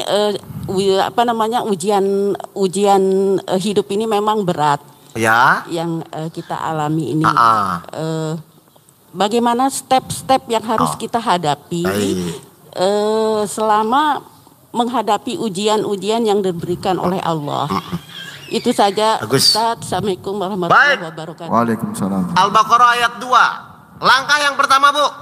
Al-Baqarah ayat 2. Al-Baqarah ayat 2. kitab Al-Quran ini tidak ada keraguan padanya. Apa, Bu? Petunjuk bagi mereka yang bertakwa. Langkah yang pertama apa? Tidak boleh ragu-ragu terhadap janji Allah di dalam Al-Quran, Bu. Itu langkah yang pertama, Pak. Jadi kalau ibu dari awal saja pas dikasih masalah udah pusing, udah ragu-ragu, jangan harap dapat petunjuk. Jadi langkah yang pertama itu kita harus benar-benar yakin. Satu, Allah menguji sesuai kemampuan. Yang kedua, Allah pasti menolong kita. Ya. Yang ketiga, semua masalah jalan keluar itu Allah akan beri kepada orang-orang yang sudah mengikuti apa yang Allah perintahkan. Salah satunya di Al-Baqarah 153, silakan. Jadi yang pertama apa, Bu? Yakin ya? Yakin. Baik. Al-Baqarah 153. Wahai orang-orang yang beriman, mohonlah pertolongan kepada Allah dengan sabar dan sholat. Sungguh Allah beserta orang-orang yang sabar. Kita disuruh apa, Bu? Pak? Bukan. Coba sekali lagi. Wahai orang-orang yang beriman, mohonlah pertolongan kepada Allah dengan sabar dan sholat. Kita disuruh apa yang pertama? Mohon pertolongan. Mohon pertolongan. Saya ulang. Kita cuma disuruh apa? Mohon. Coba Bapak Ibu perhatikan. Yang namanya mohon itu apa mohon tuh? Minta. Boleh maksa nggak? Enggak. Benar. Bapak Ibu selama ini mohon atau maksa? Kadang-kadang.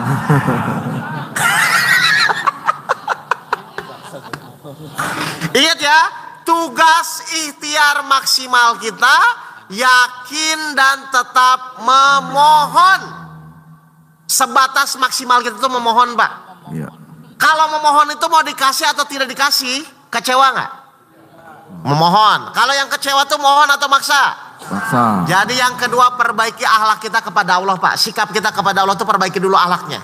Jangan-jangan selama ini kita maksa-maksa Allah. Emang Allah karyawan Bapak Ibu? Jelas, Soyo. Jadi tugas kita cuma mohon. Oke. Yang ketiga, bagaimana yang ketiga? Coba baca lagi Pak Dwi. Wahai orang-orang yang beriman. Wahai orang-orang yang beriman, mohonlah pertolongan kepada Allah dengan sabar dan sholat. Mohonlah pertolongan kepada Allah dengan sabar dan sholat. Yang kita inginkan di ayat ini apa? Pertolongan. Betul? Kan semua orang ingin ditolong Allah kan dengan masalahnya kan? Yang Allah inginkan di ayat ini apa? Sabar dan sholat. Sabar dan sholat. Berarti lebih penting yang mana? Pertolongan atau sabar dan sholat? Saya ulang lagi.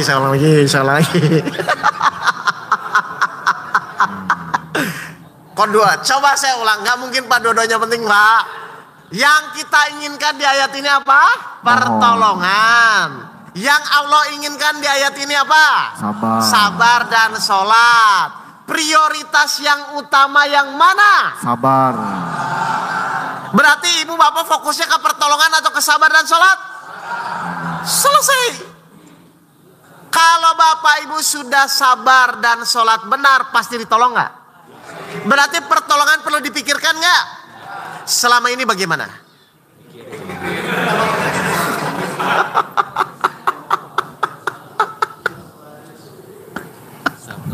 Ayo bapak ibu fokusnya kemana jujur selama ini? Ke pertolongan atau ke sabar sholat? Pertolongan. Egois sekali bapak ibu. Iya. Kan sabar sholat keinginan Allah, pertolongan keinginan kita. Otomatis kalau bapak ibu sabar sholatnya benar, otomatis pasti ditolong Allah. Udah nggak usah ajarin Allah bagaimana caranya. Karena Allah sudah janji 47 ayat 7. Surat Muhammad. Wah ini harus dibenerin lagi nih cara berpikirnya nih. 47 ayat 7.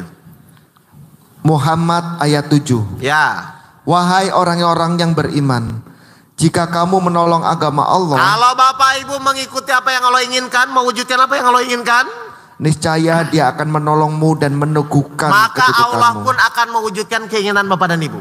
Iya. Jadi bapak ibu wujudkan dulu keinginan Allah, sabar dan sholat, maka Allah pun akan mewujudkan keinginan kita agar masalah ditolong. Itu sudah aturannya begitu. Jadi tolong konsentrasinya bukan ke pertolongan ya, tapi apa yang Allah inginkan. Allah. Ya Ustaz. Ya. Ini mengenai pertanyaan yang tadi masih ada. Ya silakan. Alhamdulillah selalu mengikuti kajian Ustadz, baik online atau secara langsung. Permasalahan yang disampaikan Ustadz sebenarnya hanya satu jawabannya, yaitu ikhlas. Ya. Tapi ikhlas itu sulit Ustadz. Baik. Pertanyaan saya Bu, Pak, sulit tidak sulit, ada pilihan nggak? Udahlah. Nggak ada pilihan Bapak ikhlas enggak juga. Karena Bapak Ibu diterima atau tidak amalnya tergantung dari keikhlasannya. Bahkan, nih perhatikan ya. Kalau Bapak Ibu tidak ikhlas, perhatikan nih. Saya buka ayatnya. Siap ya? Iya. Mas Dwi pelan-pelan bacanya. Ya, biar yang sulit ikhlas tuh biar mendengar. Iya, biar baca. 38, 82 sampai 85. Ya. Yang bertanya sudah hadir Ustaz. As-Sod ayat 82. Ya. Iblis menjawab. Perhatikan, iblis menjawab. Kalau ikhlas itu hubungannya sama iblis, Pak. Karena iblis tidak bisa menggoda orang-orang yang ikhlas. Terus? Demi kemuliaanmu, pasti aku akan menyesatkan mereka semuanya. Mereka semua itu siapa, Pak? Manusia. Jin dan manusia. Jadi itu sudah tidak bisa ditawar ya Bapak Ibu, bahwa iblis akan menyesatkan kita semua. Ya, tinggal kita sekarang dilindungi Allah atau tidak. Terus? Kecuali hamba-hambamu yang terpilih di antara mereka. Bahasa Arabnya apa? Mukhlisin. Nah, Mukhlasin. kecuali hamba-hamba yang ikhlas. Jadi mau sulit atau tidak, tergantung Bapak Ibu. Berarti ketika dia sulit ikhlas, yang masuk siapa? Setan. Setan, iblis. Kalau ikhlas, dijaga oleh Allah. Jelas Bapak Ibu ini? Jadi ikhlas itu tidak ada pilihan pasalnya. Oh, ya. Ngerti ya? Terus. Lanjut. 84. Allah berfirman. Allah berfirman. Maka yang benar adalah sumpahku. Oke, terus? Dan hanya kebenaran itulah yang aku katakan. Baik, terus. Sungguh, aku akan memenuhi neraka jahanam dengan kamu. Stop. Ini kan antara Allah sedang dengan iblis berdialog. Kan hanya orang ikhlas yang akan dilindungi Allah. Aku akan memenuhi neraka jahanam dengan kamu. Kamu itu siapa berarti? Iblis ya? Lihat, Allah berjanji, sekali lagi Pak Dwi. Sungguh, aku akan memenuhi neraka jahanam dengan kamu. Kamu iblis, terus? Dan dengan orang-orang yang mengikutimu. Dan dengan orang-orang yang mengikutimu. Yang mengikuti iblis itu siapa? Orang-orang apa? Manusia yang apa? Tidak ikhlas. Jadi ketika Bapak Ibu tidak ikhlas, apa yang terjadi? Neraka jahanam. Nggak ada pilihan. Iya, ya, baik, Bapak. Ya, silakan Pak. Silakan Pak. Dibantu Pak Faisal. Ibu-ibu cukup ya, Bu? Silakan Pak. Ya, bentar Pak. Nggak kedengeran suaranya Pak. Iya. Ya, sudah Pak Faisal. Bismillahirrahmanirrahim. Assalamualaikum warahmatullahi wabarakatuh. Waalaikumsalam warahmatullahi wabarakatuh. Saya Alex dari Arjabar, Pak. Ya.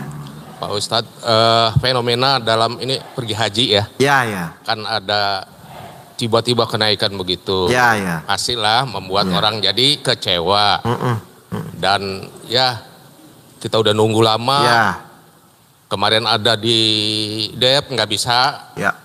Harus nunggu lagi. Ya. Kemudian umur 65 nggak boleh. Ya. Nah sekarang katanya boleh tapi tiba-tiba naik. Pasti Ya. itu kan kecewa. Ya. Ya saya pahami ini setelah pengajian begini memang itu kembali kepada Allah. Betul. Nah cuman sikap ini kan mungkin ya ada sih teman-teman yang nggak tahu ya masalah ini juga gitu kan. Masih tetap akan demikian. Ya. Kita sudah tahu bahwa upaya dari wakil rakyat pun juga meminta supaya diperhatikan lagi jangan sampai ada kenaikan yang sampai begitu drastis gitu kan. Akhirnya apa? Ya satu orang itu keselnya sama si menterinya itu. Betul. Itu aja. Itu aja lah Pak Ustadz. Assalamualaikum warahmatullahi wabarakatuh. Waalaikumsalam. Baik, sekarang mari kita renungkan Pak ya. Sebenarnya yang ngasih rezeki kepada kita itu siapa? Allah. Kejadian ini sudah terjadi atas izin siapa? Allah. Baik, berarti tetap nanti yang mencukupkan siapa? Allah. Jadi masalahnya di mana? Nggak ada. Saya ngerti. Iya. Artinya tuh gini, toh kita mau protes atau tidak pun sebagai rakyat kan posisi kita sangat lemah ya Pak ya. Paling harapan kita 2024 lah, nggak kan begitu kan Pak? Ya kan harapan itu cuman itu. Nah, tapi intinya sekarang Bapak Ibu tuh harus menyadari, mau nilai biayanya besar atau kecil itu, tetap nanti yang mencukupkan tuh bukan kita. Ya, coba 29 ayat 60. Sama 13 ayat 26 nanti. Al-Ankabut ayat 60. Ya. Dan berapa banyak makhluk bergerak yang bernyawa dan tidak dapat membawa atau mengurus rezekinya sendiri. Allah lah yang memberi rezeki kepadanya dan kepadamu. Baik. Dia maha mendengar, maha mengetahui. Jadi satu, semua tetap Allah yang kasih Pak. Kesadaran itu dulu ya. Baik, terus yang kedua, ini naik nih, gimana? 29 ayat 62-nya. Gimana? 29 ayat 62-nya. Allah melapangkan rezeki bagi orang yang Dia kehendaki di antara hamba-hambanya. Terus? Dan Dia pula yang membatasi baginya. Baik, misalnya naik Pak, tapi Bapak dilapangkan rezekinya. Kira-kira jadi cukup nggak Pak? Sudahlah, kan sudah terjadi kan? Tinggal seyakin apa bahwa rezeki apapun kalau Allah memang mentakdirkan Bapak untuk naik haji, kira-kira rezekinya ada nggak? Berarti kita bergantung kepada orang atau bergantung kepada Allah? Sudah. Lelah Pak. Kalau melihat situasi sekarang tuh lelah Pak. Kalau kita bergantung kepada orang, apalagi penguasa yang lelah benar-benar Pak. Ya jelas ya. Dan memang kita disuruh bergantung kepada Allah. Ya sudah ikuti saja. Mau gimana? Ya. Jelas ya? Baik silakan. Karena kita udah ada mulai sekolah Ustaz. Oh iya ya. TK. Khawatir suara kita memang agak sedikit terdengar keluar. Betul. Jadi ya. Baiklah para jamaah, karena sedang turun hujan juga, marilah kita mengaminkan doa-doa dari Ustadz agar doa ini menjadikan kita orang-orang yang ikhlas, orang-orang yang ridho dengan apa yang sudah Allah takdirkan. Silakan Ustadz. Auzubillahi minasyaitonirrajim. Bismillahirrahmanirrahim. Ya Allah, ya Maha Pengasih lagi Maha Penyayang, kami mengucapkan surat Al-Fatihah. Mohon ya Allah fadilahnya disampaikan kepada junjungan kami Nabi besar Muhammad sallallahu alaihi wasallam beserta keluarganya serta khususan kepada kami semua ya Allah. Auzubillahi minasyaitonirrajim. Bismillahirrahmanirrahim. Allahumma nas'aluka salamatan fid din wa afiatan fil jasad wa ziratan fil ilmi wa barakatan fi rizki wa taubatan qoblal maut wa rahmatan indal maut wa magfiratan badal maut. Allahumma hawin alaina fi syakaratil maut wa najata minan nar wa afa indal hisab. Rabbana la tuzigh qulubana ba'da idh hadaitana wa hab lana min ladunka rahmatan innaka antal wahhab. Rabbana atina fid dunya hasanah wa fil akhirati hasanah wa qina azabannar. Subhana rabbil izzati amma yasifun wa salamun alal mursalin walhamdulillahi rabbil alamin. Al-Fatihah. A'udzu billahi minasyaitonir rajim. Bismillahirrahmanirrahim. Alhamdulillahi rabbil alamin. Arrahmanir rahim. Maliki yaumiddin. Iyyaka na'budu wa iyyaka nasta'in. Shiratal mustaqim. Shiratal ladzina an'amta 'alaihim ghairil maghdubi 'alaihim waladdallin. Amin. Baik Bapak Ibu sekalian, mohon maaf sekali lagi, terima kasih ya atas segala diskusi, sharing yang menambah wawasan kita di dalam menjalani kehidupan. Mudah-mudahan kita akan bertemu lagi. Berarti ini kajiannya kita lanjut ya, beriman kepada Al-Quran nanti 2. Dan semoga Bapak Ibu semakin hari semakin dicerahkan oleh Allah. Amin. Dan bisa taat, semakin taat kepada Allah, bahagia dunia dan akhirat. Dari saya cukup sekian. Wabillahi taufiq wal hidayah. Assalamualaikum warahmatullahi wabarakatuh. Baik para jamaah, mohon maaf bila ada kekurangan atau ada pertanyaan yang belum terjawab. Mari kita tutup dengan membaca doa kafaratul majelis. Subhanakallahumma wa bihamdika asyhadu an la ilaha illa anta astaghfiruka wa atubu ilaik. Al-haqqu min rabbika fala takunanna minal mumtarin. Wabillahi taufiq wal hidayah. Wassalamualaikum warahmatullahi wabarakatuh.